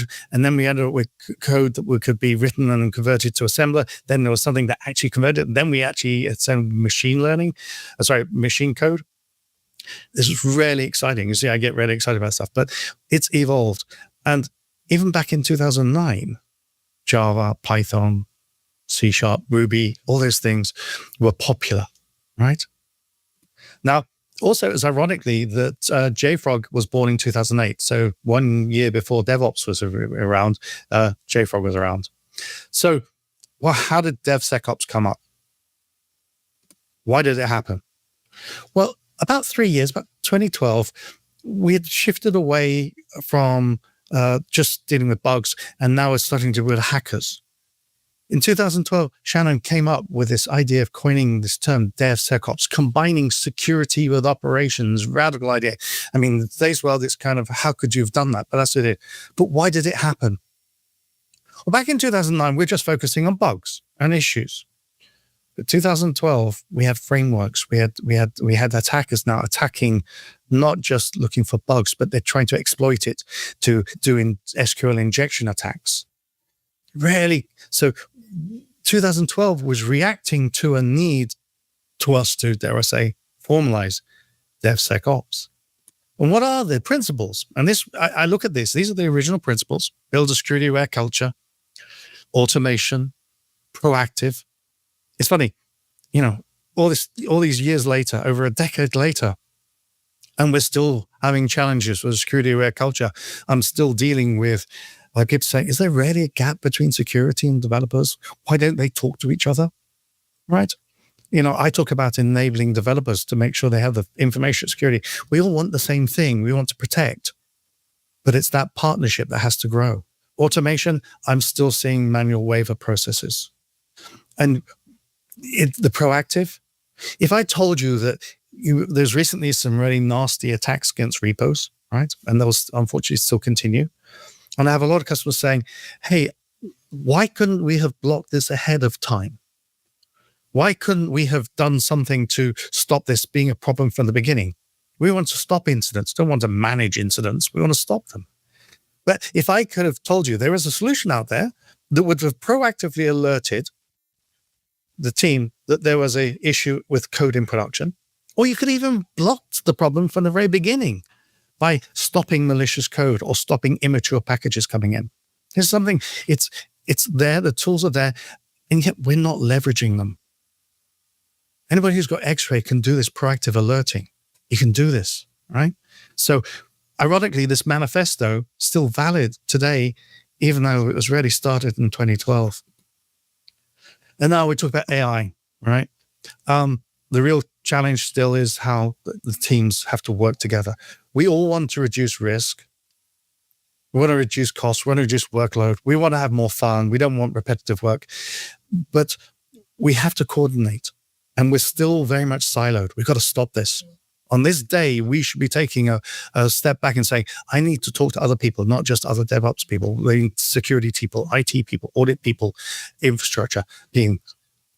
And a lot of people are now kind of complicated things now by adding AI as an accelerator. We're still learning about AI. It's almost like we're in that famous curve where we've hit the top of the spike and we're coming down into the valley of dissolution, or what was that called, doom, where we're starting to realize that we can't just throw AI out there. We have to do it responsibly. But things are getting better, right? There's agentic remediation. This is a new capability where we're combining not only the ability to generate code, but generate code safely using safe libraries, using safe calls, right? There has been a lot of feedback around here about how code gen has actually not worked as well as we want it to. But adding this, we're learning, we're improving, right? We're using machine learning to help automate things, right? This isn't Gen AI. This is checking and making sure the pipeline's running at optimal performance, etc. And then there's AI SecOps, the ability to actually use AI in security operations. The attacks are not going to shrink down. They're not going to slow down, right? And we have now got to respond at machine speed. So we're starting to see things like the ability to use AI to actually be those eyes that help us running 24/7, tirelessly watching for anomalies, not just known threats, but strange things, and bring them to the attention of the experts. But if you go back there for a second, all these things, AI's intelligence, ML, AI, SecOps, this isn't something that is just a team thing, right? Sorry, just a single person. This is a team thing. This is something that requires not just a sole person or a sole team to work together. We have to all work together on this. So as I've come to the realization, software impacts the entire organization. When you release a fix or a new version of software, use the developer or the DevSecOps person does your stuff. But the downstream ripple means that change windows, infrastructure, security, audits, BizOps, all have to be involved in this. And so it's important to realize that every time we release something, it costs everybody something. So we have to get better and more efficient at leveraging the tools to reduce the cost of deploying code to production. And I've sort of put down here the different areas. I've come up with invented one called Audit Ops. Audit Ops. Audit Ops is the operationalization of how to do audits. If I can make the process of auditing how software gets into production, it's really going to help. It reduces burden on audit, on everybody less. If I can give them the information, like an SBOM with evidence files that shows them everything that they need, then that's going to be great, right? And that means that there's less need for audit interviews. There's also greater assurance. You can trust the application. So we can say this is a trusted application because it passed all the tests. It was used using good AI tools to sit on your shoulder, one being the one giving you guidance on code and the other one giving you guidance on how to write it safely. If you can show that and demonstrate that through logs and audit trails and show evidence that all your tools are being used, that's a brilliant thing. So we call it every ops. So it must have taken me a while, but every ops means that how do you enable every ops? The key area there is we need to provide the data and the information to the right people at the right time. And sometimes we don't realize how information is applicable to not just one group. If I can give security vulnerability data pertaining to a release that's going into production, or they could look up across all your software for a CVE, or they could actually validate that the libraries are safe, that they'd say, oh, is this a safe library for validation and triage? Or I could tell legal, hey, this is a good copy left. Or say I forgot to legal ops and should add legal ops in, shouldn't I? Right? But all those things come into play. So that every ops. So we've got to stop operating in silos. We've got to stop operating in islands. We need to work together and we need to share information. Let's stop writing, oh, I need this tool, so I get my own little tool, and this other team has the tool. We need to simplify tools, because if we connect it together and integrate, we end up with a much more valuable sort of ability to visualize, assess, and trust what we're doing is delivering safe software. So whether it's, and we talk about that, and then this is one thing, is AI software delivery. It's the thing I bring it up is there's a new ability for seamless release management. We need to make sure you've got those controls. We need to have a central record of software binaries, whether it's created by human or that little robot, as they say. And I need to make sure there's integration for the developer. So I'm shifting left. So the developer has more empowered about that. I'm not trying to add more work on the shoulders of the developer. I'm trying to actually reduce the workload. If I can tell the developer, look, if you submit this code, it's going to bounce back when they do the QA test. And they can just fix it then. And then they know that once they've pushed it or committed it, it's going to be safe. And it's going to have a higher chance of getting through. That's going to be brilliant, okay? So just imagine all these data, a single point of truth for the binaries. Security can check whether this is supposed to be in production. Audit can confirm what's in production was actually what we said we committed to in the SBOM. We can actually start to structure and build applications using our binaries, because that's what all fits together, whether it's the open source binaries or your first-party code binaries. Everybody can use this. So when I'm pushing this message, whether it's the lone developer, security operation, the security person, IT operations, audits, MLSecOps, I forgot legal ops, okay? We can all work together because we all want to do the same thing. We want to protect our organization, which means we need to protect our software. We need to protect our people. We need to protect our data. We need to protect our IP. Because in the end, it's an every ops thing.